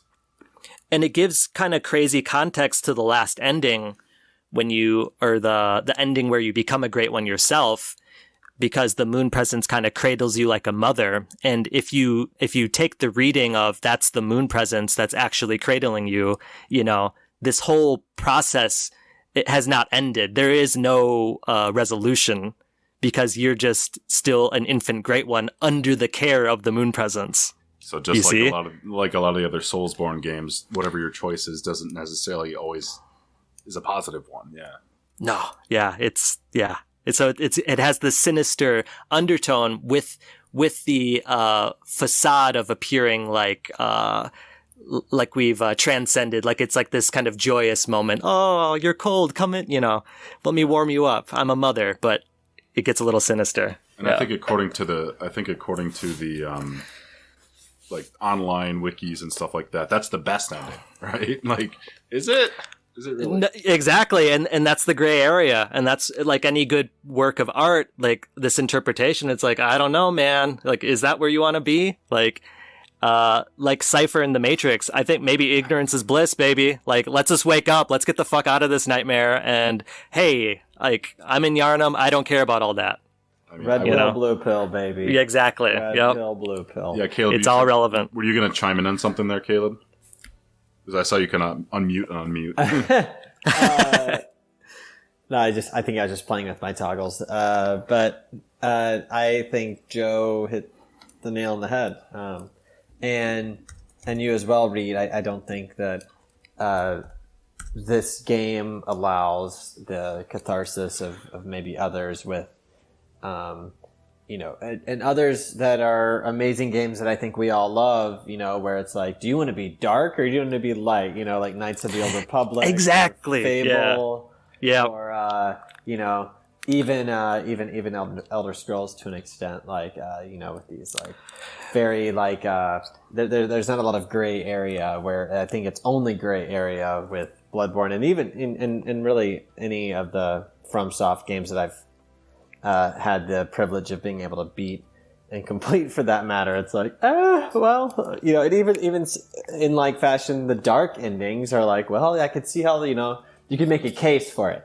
I think that's actually more realistic to what politics today is, and probably has been for a long time. You know, we rejoice when a certain person might win or not win presidency, and then you kind of look and you're like, well, like what's getting done, and is it it's very gradual changes and stuff like that. So it's just a, if it ever was. It's a more nuanced, complex reflection of our reality, of our waking world, if you will. And just like something in our lives that could bring joy and others suffering, it's all up to the eye of the beholder and how you interpret things. I think you could easily go through this game being like, I'm killing beasts, I'm doing the good thing. You're fucking Alfred, right? Like you believe you're taking the Kool-Aid, you believe what you're doing is good. And it's up to the player to decide for themselves, ultimately, like we were mentioning before, like where is my morality in this? What am I doing the right thing? Do I care? And it allows that breathing room, this gray space. And I'm sorry, I know we're going into this whole sort of philosophical speech, but I'm still thinking about how I wish this was on PC so people could put Cypher from the Matrix as the playable character. Well, dude, just make him yourself. You're Hunter. Yeah, I suppose you could, but like no. But then like the blood vials, like they'd have to be stakes, and you just have to like. Well, I mean, who's to say that we're not, eating a little beast on the side? You know, a little beast steak. A Yarnum that implies the existence of Cypher must also imply the existence of Tank, Neo. Bro, we're getting into our own canon, Caleb, because we think about Cypher. What's his name? Joe Cifaretto? Is that the actor's name? Mm-hmm. Yeah, I think so. And he was in The Sopranos, and I made Furio. So it's all in our own little lore canon here. Who do you think? So let's take a Hunter's reprieve here for a second. Who do you think in the Matrix would be the best at the Soulsborne, and why is it Mouse? And why is it Mouse? Good question. Because he has 2 fucking Tommy guns, probably. Yeah, he does. I mean, I can imagine Mouse being really good. Well, Mouse just wants to get laid, by the woman in red. Yeah. I think Trinity would be very successful. I think there's a lot of boss babes in these games, and I think that also the pistol, like the riposte and Bloodborne especially, that would come in handy. I know Neo's got that up his sleeve too. Oh hell yeah! But yeah, I mean, so thinking of casting decisions for Eileen the Crow. Was it Carrie Ann Moss? Yeah, Carrie Ann Moss. Yeah, or like maybe like what's her name from Stranger Things? Winona Ryder. Oh, sorry about that. Well, yeah. She was in Dracula, so maybe she's from Castle Canehurst, Or Ellen Bonham Carter, maybe if Eileen's like a little bit old at this point. Bros, we're creating a through line. I was just watching Brotherhood of the Wolf, an inspiration for Bloodborne, and who was in it? Monica Bellucci, so hot. I think she got a little hotter in Matrix Reloaded, but she was looking real nice in this. Okay. Oh man, beautiful conversation. Yeah, don't you love that little horny talk? Right. Should we talk about gameplay a little bit? Yeah, we definitely should because lore we can go into the realm forever. We could. I'm totally down for gameplay. So Caleb, get us started then. Like, what's your like maybe are you thinking like comparisons to the other Soulsborne? Are you thinking what's in your mind? Yeah, I think. It does depend. I alluded to this earlier where I said that Bloodborne is the hardest game I ever played because it just happened to be I spin the roulette wheel and this was the first one that I played out of the FromSoft. But any first FromSoft I played probably would have been it, especially if it was Dark Souls 1. I'm thankful that I had just a little bit of Bloodborne experience under my belt before Dark Souls 1, which is far harder of a game for all intents and purposes, whether it be the amount of bonfires that you can reach or whatever else. But, going back to Bloodborne specifically, it's so hard, and that beginning area in Central Yarnum is so frustrating, and yet with revisionist history, it's my favorite part of the game. In fact, if I had any criticism of Bloodborne, and it's not really a criticism, it's just that, like, I love the beginning so much, and I love the whole game so much, and I think that it actually gets better and more complex as time goes on. But that feeling in Central Yarnum is so, it just sticks with you. And, there's been a lot of great movies, that, the beginning is the best part, but it doesn't mean the rest of the movie sucks. Blade Runner 2049, Saving Private Ryan, whatever else. But, it really does it for me. That feeling, Joe already mentioned, it's scarier than hell. And when I wasn't playing co-op and I was just trying to get through some parts on my own so I could get enough insight to do co-op, it was like a little journey. And it's kind of hilarious how that works, it's like just to get to the point to be able to ring the bell to like have someone come into your world requires you to go through it. And if you happen to lose your insight like I did, then it becomes even more of a journey. And that's exactly what happened. And the jump scares, everything's there, but at the same time, it's just creepy. Knocking on people's door. Everything about that. And I'm cribbing this from the Bonfire Side podcast chat, but they pointed out a really good point. Unlike the other FromSoft games that I've played, and I have not played Sekiro, and I have not played Dark Souls 2. So unless those two have this, correct me if I'm wrong, Bloodborne is the only one that really actually puts you in a town-like feel. And I'm talking like, you can knock on people's houses and have them respond. Like people are living there. Sure, Dark Souls, there's people there and they're existing and it feels like a lived and breathed in world, but nothing quite, to me, hits like Yarnum, which feels like very much, living, breathing, and dying, obviously, in that same way.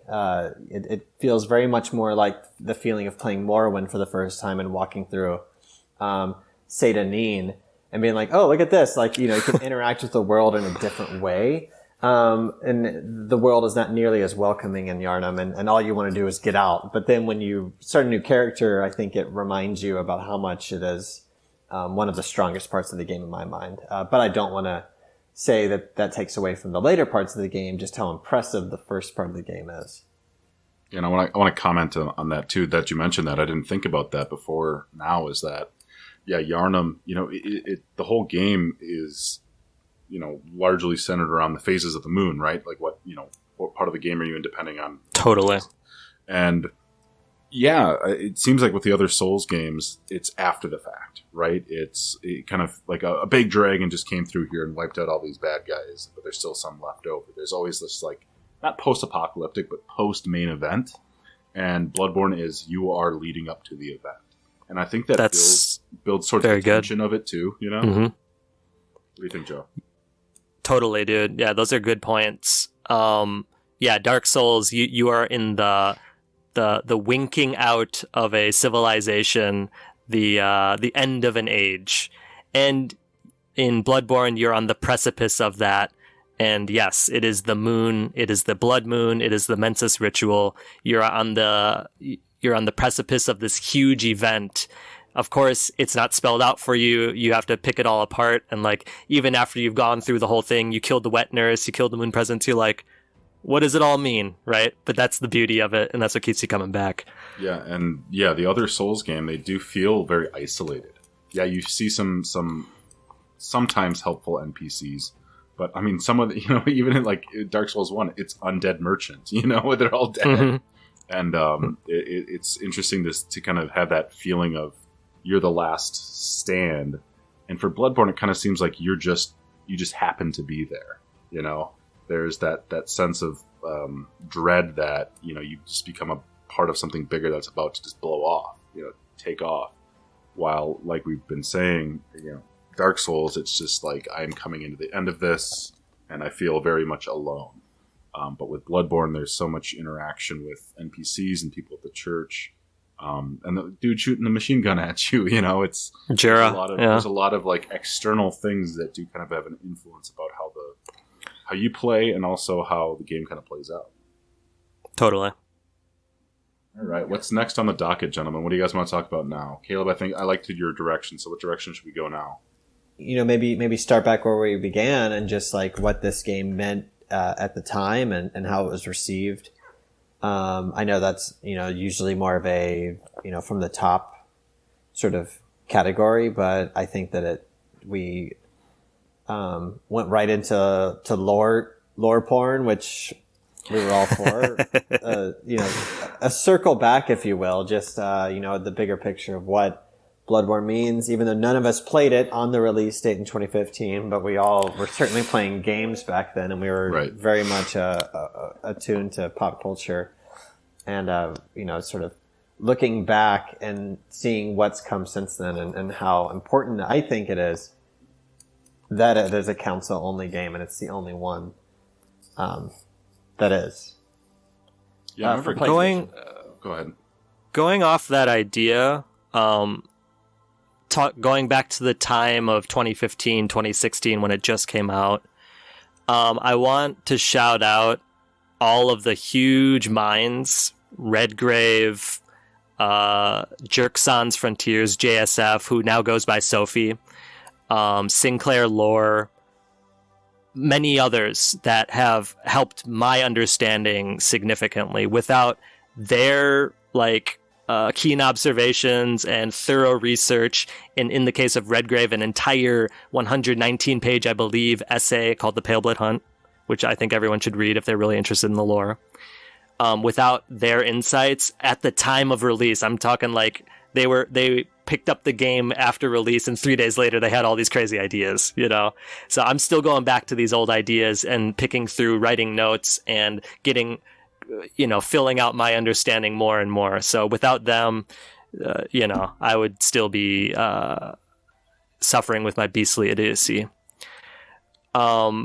Reid, you know, this is your most recent FromSoft game.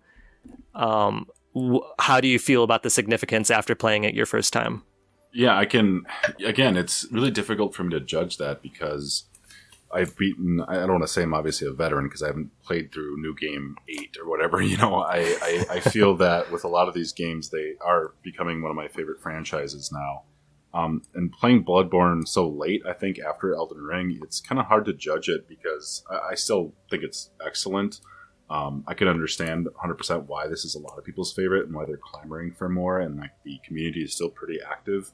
I was really turned on to it because not only because of my conversations with you guys, but also seeing like the speedrunning community doing a lot of this sort of stuff too, and like, oh man, that, you know, maybe I should get back into that because they get past Central Yharnam and they get into the newer territories or areas, and I see that. You know, I do see the impact of it, and I can sort of see why people have become so obsessed with it and kind of entranced by it, because it is a very, like I said at the beginning of the podcast, it's one of the most memorable atmospheres, and the soundtrack is just phenomenal. Maybe we can kind of talk about that next, soundtrack. But overall, it's hard to kind of rank the Souls games for me. Like people always say, like, rank your favorite of this and that. Like I'm always going to say Dark Souls 3 is my favorite because it is my first. You know, it's your first baby, right? You know, it's the first one you kind of go through, and they're all. That's why I feel that way about Bloodborne. Right, in their own way, their own experiences. So, you know, playing Bloodborne is a lot different from playing Elden Ring.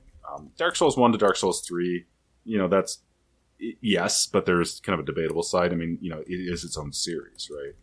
It should hopefully feel that way. Dark Souls 2 is the, you know, beloved, hated, you know, stepchild of the series. But you know, I think it is an excellent game. I think it is in terms of difficulty, if I was like Caleb, kind of playing this off my first get-go, yeah, I can 100% understand being turned off by the series. But I think what we can probably all agree on is that these games have a larger meaning than just playing a game.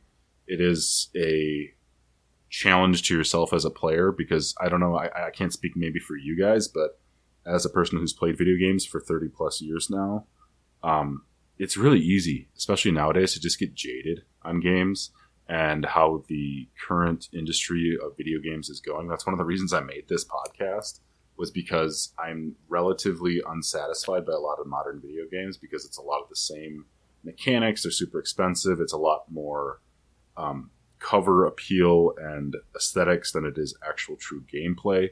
So going to the Soulsborne series, you get everything. You know, you get that feeling like you were a kid playing games for the first time. Totally. And there's that challenge and that feeling of, you know, dopamine release when you beat that boss fight. And, you know, I mentioned this in chat and I don't mind sharing it, but going through the Souls games, especially Dark Souls 3, I was going through a really difficult time in my life. And that was a really well-needed challenge to kind of get myself out of that mental rut.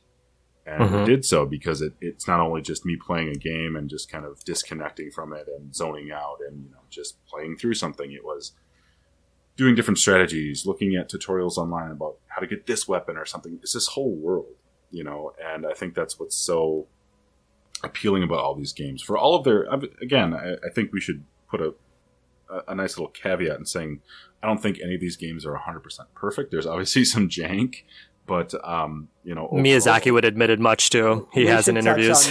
we should certainly touch on that, especially with Bloodborne. I'm gonna get off my little podium here, but yes, to answer your question, I did really enjoy my Bloodborne play, and I did have my save file is right before fighting the Moon Presence, so I can go back and do some of the Chalice stuff, which I never really got around to doing. So yeah, that's my question. Pro tip, Chalice Dungeon data goes from New Game Plus, so all of your progress remains the same, so no worries on that. Okay. Yep. So anything else you got to say before we talk about the jank? Talking about the jank, you wanted to talk about the soundtrack. Yes, sure. Jank or soundtrack first? Let's do soundtrack. That was first in the queue. So I gotta say, Lullaby for Marigot is probably my favorite song in any of these games, and it's the music box song that Gascoigne's daughter has. Dun dun dun dun dun dun dun. You know, it's just this little like plucked instrument. Not plucked. How would I say? Like, I don't even know the name of the instrument, but it's just this really simple melody, but it's just the most haunting piece by Ryan Amon. I have his name up. I forgot a lot of the composers. But yeah, props to him. What's your favorite themes, boys, soundtrack? I don't know if I have one directly. I don't know the names of it offhand. I mean, the boss themes in all of these games are just like fire. Yeah. But the orchestral chant, the choir chants and stuff like that, like it really goes hard. Did you know that in Latin, it's actually like the chorus chants and all of that, the Gregorian stuff, that's all Latin lyrics for kind of insight into what is happening in the game. I don't have any examples off the top, but that's another rabbit hole you can research yourself. Yeah, check it out. Yep. That's cool. I really like, you know, I agree. The music box, especially because it's you know, Father Gascoigne, and it's the first big pivotal boss that you fight, is definitely up there. But also just the sound effects in general, the mechanics of sound the game design with the sound design, the choices, the messenger bath, the messenger bath and the skeletons, you know, and like the noises they make when you interact with them. And it's almost like slightly friendly, but also slightly terrifying in an already terrifying enough game. You know, I like that you mentioned that because it kind of gives insight into maybe what the messengers might mean in a not so good way, but continue on. Right. It's like, I can't make it out, but like it's ambiguous. And then, you know, all the games do dialogue really well, but hearing the howling coming from some of the people from the houses after it's very clear they've completely become overtaken. The blood moon, yeah. Just laughing too. And the hysterical laughing is like literal terrifying. It's absolutely insane. Are you one of them hunters? Get off then. It's like, the mean people, and it's really unsettling. They hit it spot on, and the only other game I could maybe put it against would be Dark Souls 1 with the character creation music. Otherwise, I think Bloodborne is top 5 for sure. Bloodborne, Elden Ring, Dark Souls 1 as far as best music, in my opinion. I want to touch on real quick the points where there is no soundtrack, and that's just as effective. There's just this wash of background noise, this haunting atmosphere, and it's really important in these games, in all of them, this non-instrumental parts of the game that speak just as loudly as the instrumental parts, and it allows breathing room for when the boss hits and that boss theme hits. It gives it new life, and it gives it this energy that would have otherwise been kind of undermined by a constant soundtrack. So keep that in mind. Yeah. And I'll also kind of admit my own cowardice though, because after a while I kind of turned down some of the sound effects. I didn't mute it or anything, but especially around fighting cleric beasts, it's just constantly screaming. Yeah. And, dude, the crows, oh my god. And the dogs, honestly, there'd be times where I'd be just kind of farming for echoes or whatever, and I would have it not muted but really low, listening to something else, and realizing that does take away a lot of the horror atmosphere of this too. Obviously the environments are dreadful, rightfully so, but the music, the whole sound team, from both sound effects to ambience to soundtrack, is just it just amplifies everything up so dramatically. Hell yeah. Yeah, I do think that, again, that first act, or that first big Russian doll that we're opening up, definitely is the most jarring. I would say that perhaps the game does concede a little bit of horror for the sake of furthering the plot in the cosmic way later, which is not a bad thing. And I kind of like that, we're able to sort of get over that. I think it would be nearly impossible to keep a game absolutely terrifying for the 80 hours or whatever it is to play through the entire thing plus DLC. I may have just told on myself for taking too long, but anyway, I do like that the palette changes later on. I like that things I like that it's like, this is a horror movie. It's still going to be unsettling and never happy throughout the entire thing. But, you start to have different focuses later on, and at least gives you a little bit of a reprieve from just being absolutely terrified. And plus, just going through reps also helps. I was reading something interesting, but I think that it's actually probably more appropriate to crib in the next topic we're going to talk about. So I'll save that. Okay. Before you do, I like that you say Russian doll, and you said it off recording, off air, but the fact that the doll in this game is voiced by, I'm probably going to butcher her name, Aveda Muradisotlova. I believe she is Russian herself. She's an amazing voice actress, and I wonder if some thought went into that picking, but she's also the Maiden in Black voice actress from Demon Souls, so it could just be mere coincidence, but with Miyazaki, I don't know. I think it's all meaningful. She's an incredible voice actress, and actually nearly brings me to tears in a couple of different dialogues in the first playthrough, at least. Yeah, I think as we kind of get into the jank side of things, just kind of what you were saying, Caleb, about how tremendously oppressive the sound is at the beginning of the game. It's kind of like a boot camp. I think, sonically and gameplay wise, like I had said before, my first experience with the game was the first 2 bosses. That was my understanding of the game. Everything's going to be like this. Everything's going to always be like this. It's going to be loud, in your face, all of the time. And essentially what boot camp does is it just kind of breaks you down, and then it kind of prepares you for what's kind of coming ahead. And I think from a gameplay standpoint and from an audio-visual standpoint, once you can kind of bypass that and deal with that, you can kind of deal with the rest of the game. Because I felt a lot of the, I don't want to say a lot of the challenge, but a lot of the challenge was in the first go through of the first couple of bosses. And then after that, I don't want to say it was smooth sailing, obviously not. But once you're conditioned for it, I think you're a lot more capable of overcoming it. It gets meta too, and the mechanics of the game reflect the lore.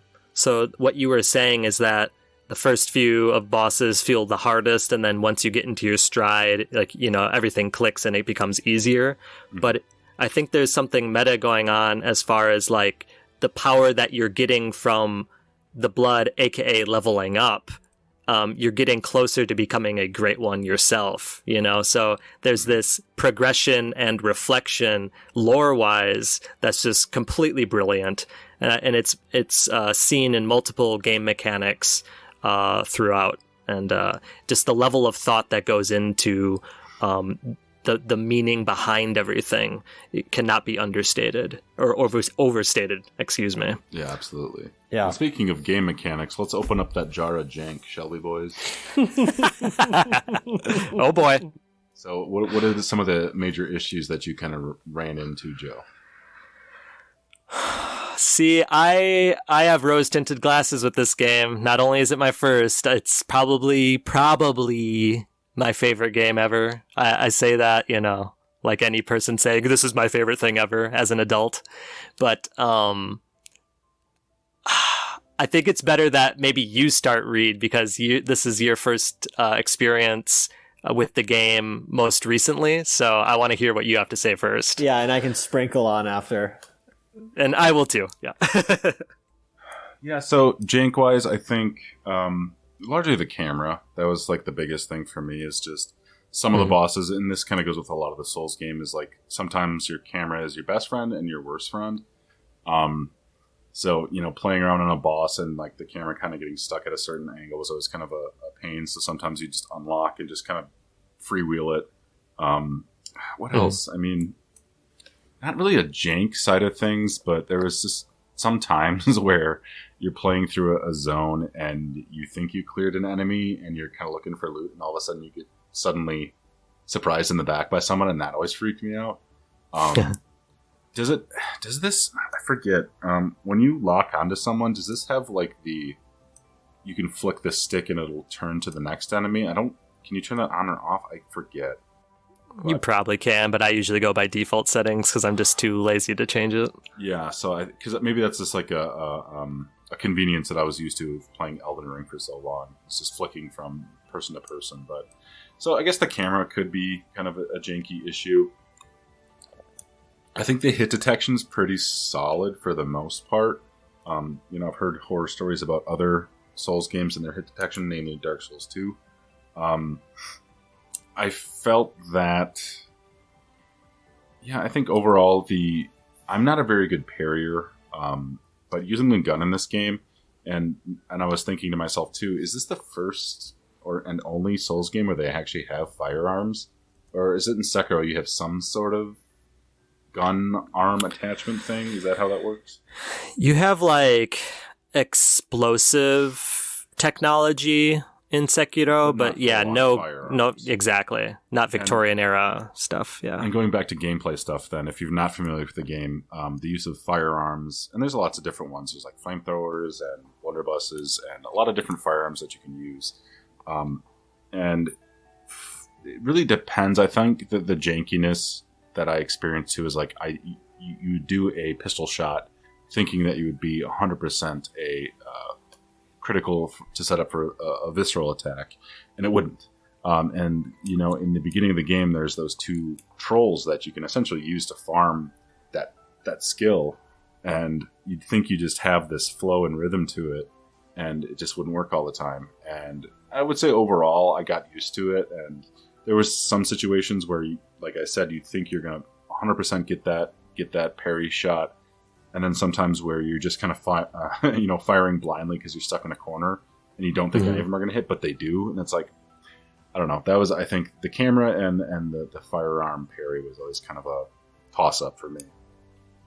I feel that. Yeah, especially on stairs, dude. Oh my god, different terrain elevations is a nightmare in this game. Yep. And you get the shot, you get the parry, and you can't take the visceral, you are screaming, you know. But it's just the minor nitpicks, I would say. Yeah. I want to clear a misconception if anyone is a new player. The idea of guns as being super powerful is not the case in Bloodborne, and there is lore significance to that. In this game, we mentioned mercury before, and mercury creates quicksilver, and quicksilver makes your bullets. And so you are mixing your tainted blood to make bullets for your firearms and your other consumable weapons. And what that means is you need to level up basically how I view it, the blood tinge is the concentration of corruption in your blood. So the higher your blood tinge, the higher the concentration of corruption in your blood is, the more effective your firearms are. So if you want a firearm-based character, go for blood tinge, and then you will be rewarded with high damage from that. Just want to clear that up. Sure. And Caleb, you said you were going to say something there?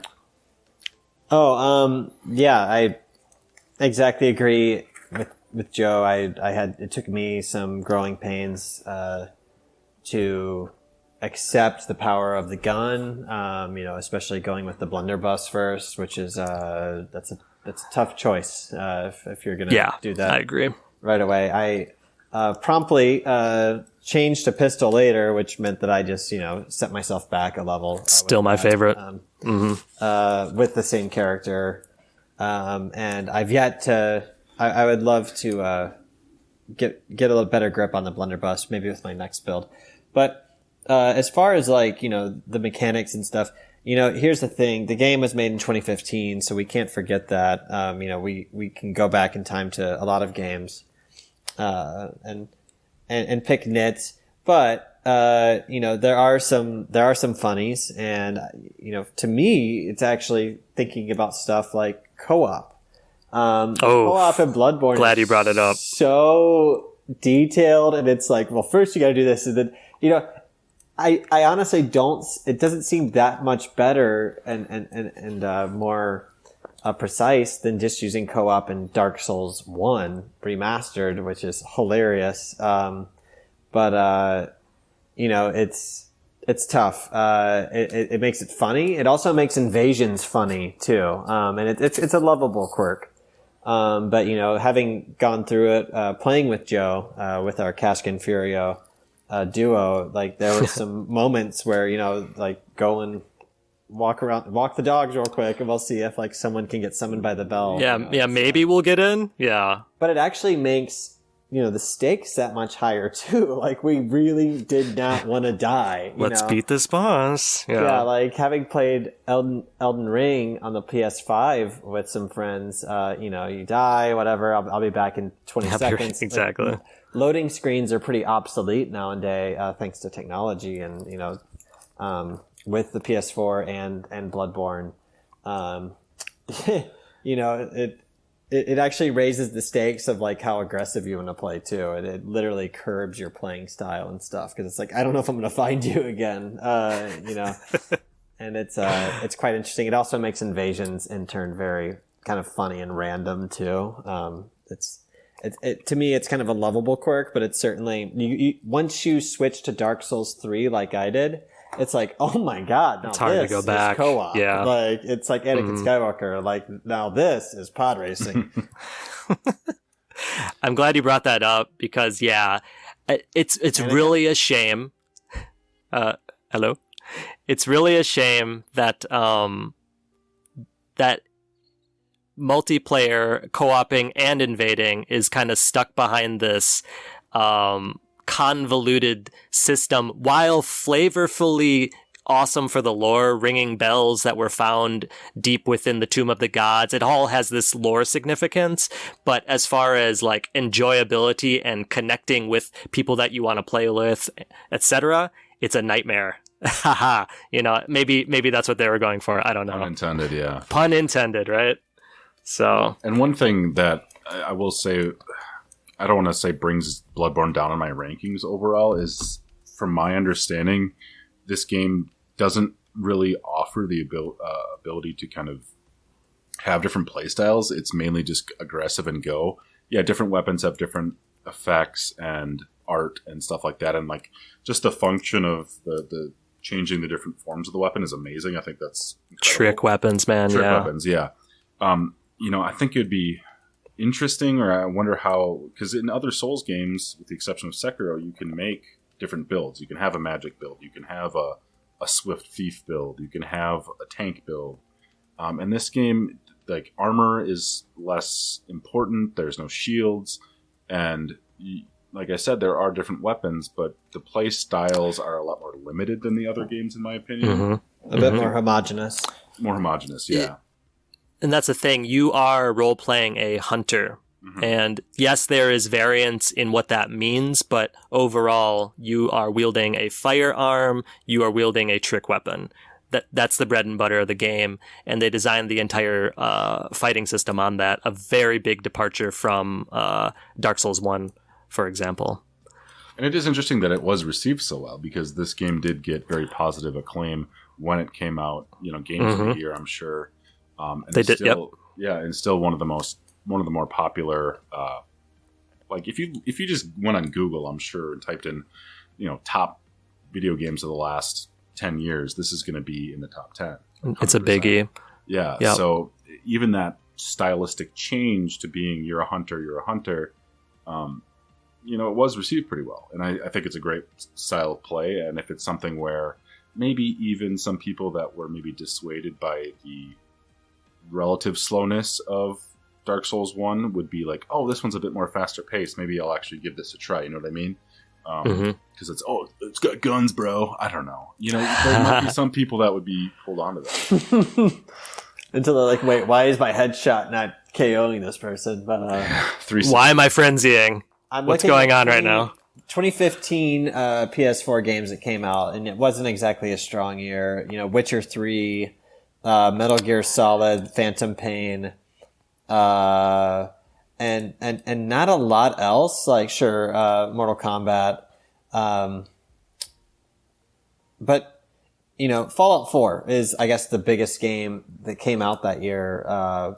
But it wasn't exactly I guess what I'm saying, this renaissance of gaming.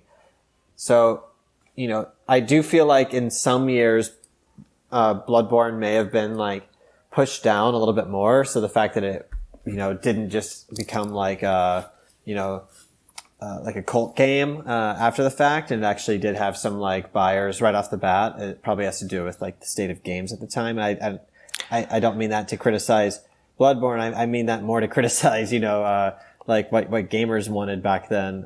But I'm glad that it has, continued to, clearly, maintain a lot of acclaim, because if you do go on, the servers are still up and you will be invaded. It might take a absurdly amount of time, but, it did come out at a very interesting time. And I'm glad that it did, because maybe with that, it sort of, propelled Miyazaki to, push through quickly with Dark Souls 3 after, while they were in development at the same time. Isn't that wild, dude? Dark Souls 3 and Bloodborne were in the same development period. Yeah. I also think it's cool that Bloodborne was, PlayStation only. What else had been that at that point? Like, Journey? Like, who knows? What was the name of that game that came out that came with the PlayStation? Like, there wasn't a lot. So, it certainly has to be up there as like one of the best PlayStation originals, right? Like, what else can you say competes with it? Well, and it came out, the PS4 came out, 2014? And then this came out, within the year of it coming out. And yeah, it would have been I don't want to say a seller for a lot of people, but it would solidify, I think, the PS4. And I think it, for a lot of people, brought the FromSoft games into more of a mainstream appeal. Obviously, Elden Ring has really blown that off, Rightfully so. Blown the lid off of how awesome FromSoft games are. But I think Bloodborne was absolutely detrimental to that development, because I think if they FromSoft only ever released Demon Souls and then Dark Souls 1, 2, and 3, it would probably still be in the realm of niche games. I think with the diversity of Bloodborne and Sekiro and now Elden Ring, which is kind of an amalgamation of a lot of those other things, they're able to kind of gain more foothold in the modern gaming scene, I think. And that's the best thing, man. Like, FromSoft winning is all of us winning, because, like we were talking about before, the status quo of just like these AAA titles, but they go nowhere. They're just like vapid Hollywood excess, and we're getting true art, I believe, from the FromSoftware games. So I wish them the motherfucking best, and they deserve it.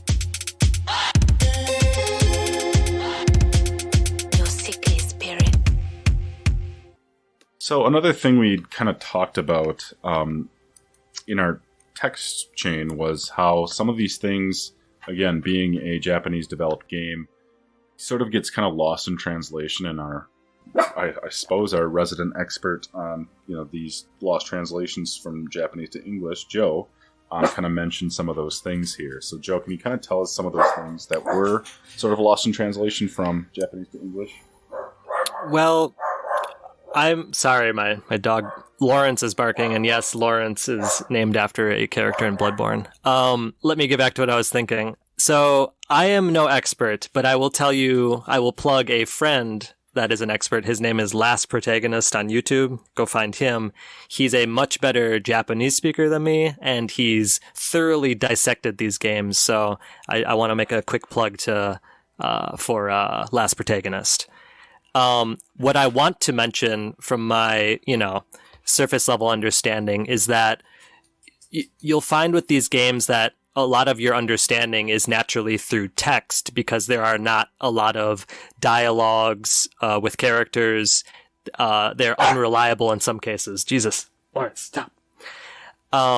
So we're depending on the localization and translations of item descriptions for most of our understanding of these games, and the lore and all of the history that we don't even experience in the game itself as a player. So it comes down to nitpicking details, and I just want to make it clear that an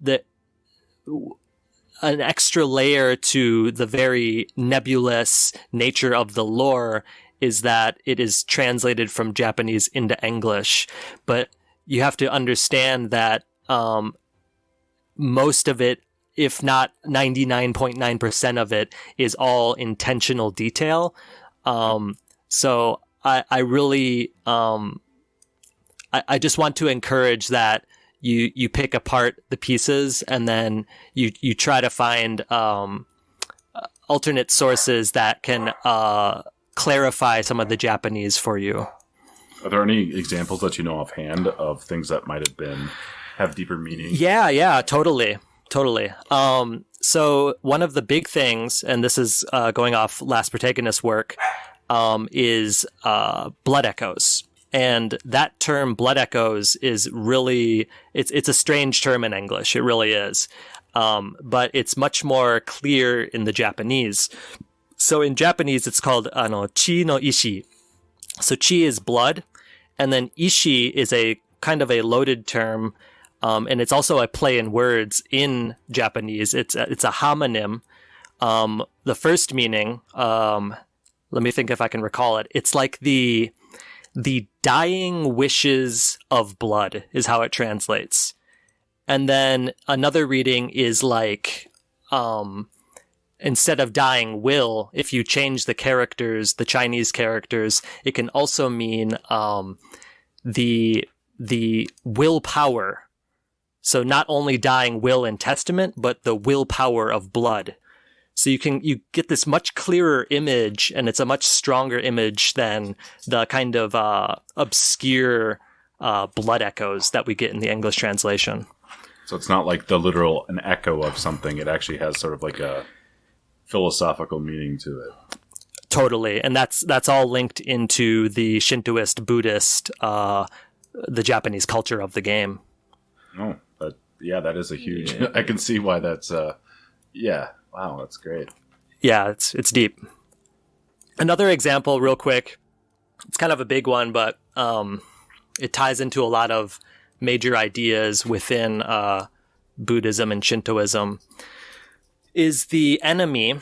I think we all know the one enemy. It's a singing, humming enemy, and it is a giant bloated head with eyes all over it, and it appears to have the body of the doll in the dream.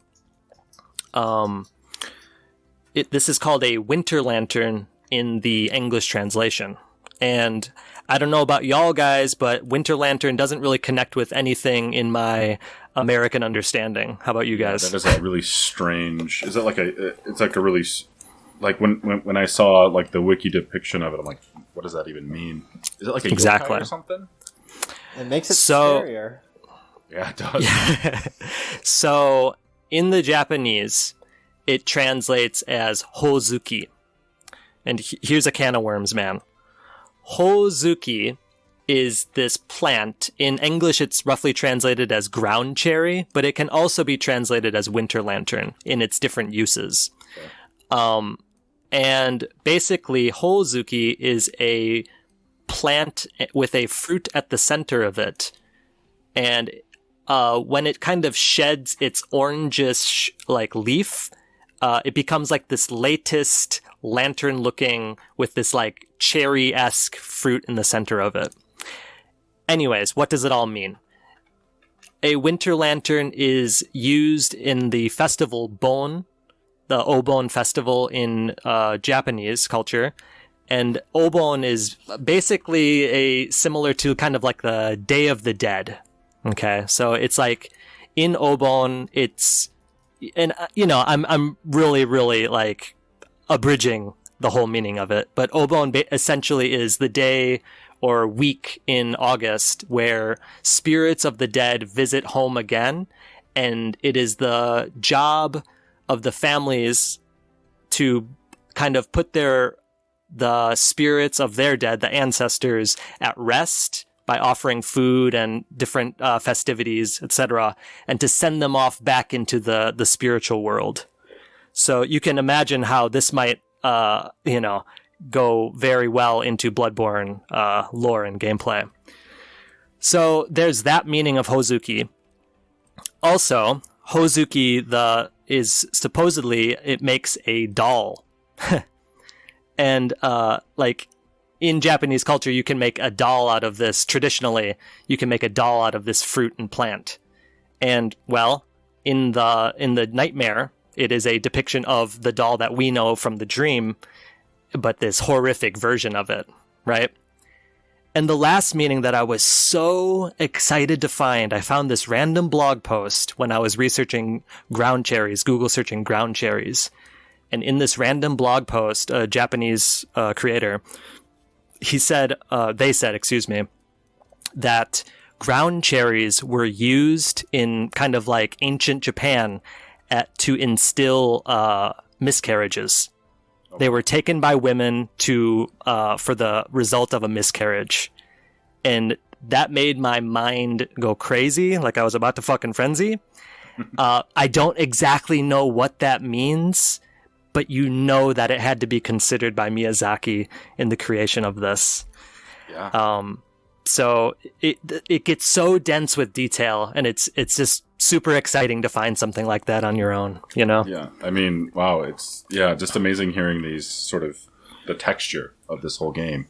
Yes. You're just going to play through a lot of this stuff and see these creatures and not fully understanding the meaning and methodology behind like why they got named the certain ways that they did. It's incredible, really. It's incredible. Yep. All right. What are we thinking, boys? I think this has been a wonderful conversation with two friends, and I'm glad that we talked about a game that means a lot to me. I know it means a lot to all of us. Like I said, it was a quarantine first playthrough for me, so clearly, just given the time and the mindset, it was it was a challenge that was very welcome. And, as much as we hinted at, sort of the suffering as inevitable sort of motifs of the game, I do think that the joy gotten from it does not subside. It's absolutely fantastic. Totally. Yeah, 100% agree. Well, ladies and gentlemen, I think that is going to wrap us up for now.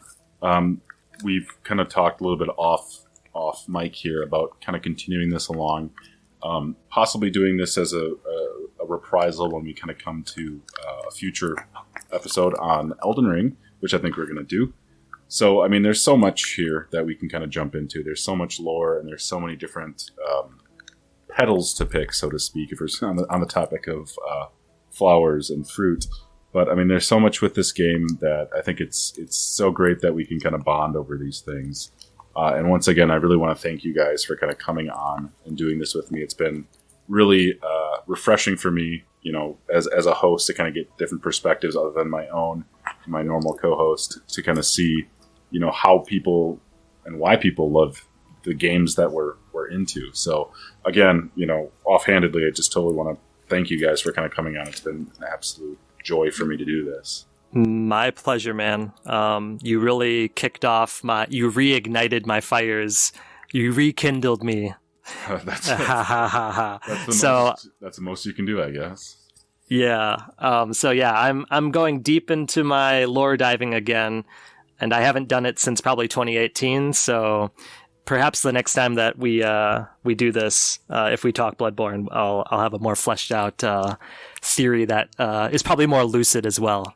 But thank you for letting me spitball. Yeah, I'm sure we'll ring the bells again soon. Yeah, love it. Let's get on co-op here for your DLC run, Reid, and maybe that'd be sweet. Revisit this sometime in 2023 amongst some other Souls games. Absolutely. Hell yeah. So again, I'm also always for plugs, from content creator to content creator. Joe, do you want to just tell us a little bit about the music that you do and how that these games have kind of impacted that too, and kind of tell people where they can kind of find your stuff too? Thanks, man. So Bloodborne not only is just a video game interest, but it extends to my reality. My dog's name is Lawrence, but before that, I'm known as Sickly Spirit, and that's actually taken from a line from the doll in Bloodborne. And Sickly Spirit is one of my producer handles, my artist names. And on SoundCloud, you can find some of my work. Otherwise, Bandcamp. I run a label called No Catharsis, and I release mine and other friends' music who are also very into these games. So it's definitely include a plug for that stuff in all of my notes here too. So appreciate it, man. Yeah. So unless you guys have any other final conclusions, I think we can wrap it up just for now. I'm sure we will kind of come back to this on a further future date. Would love to. Cale, CALE 7816 for any YouTubers out there. YouTubers. You can see my green ass get murdered in various FromSoft games, including co-oping with Joe in Bloodborne. Do you guys do like, I know, Joe, you do the Twitch stuff, don't you? I used to, but I've since become a father, and time is limited now. But you can imagine how childbirth has reinstilled my passion for Bloodborne. Yeah, you burned the Erd Tree, didn't you? Multiple times. All right. So that being said, we're gonna wrap up for tonight. It's almost 1:15 in the morning for me. So, again, we appreciate you guys coming on. It's been an absolute pleasure, and I'm sure we're going to have more bonfire chats in the future. So, again, this is Reid Jolan signing off for Page to Pixel, joined with my dear friends Joe and Caleb. So happy to have you guys on board. Thank you. Us out. Yeah, Thanks. Check us out on Spotify, Apple Podcasts, anywhere you guys get your podcasts, and we will see you next time. Bon voyage. Flip me inside out.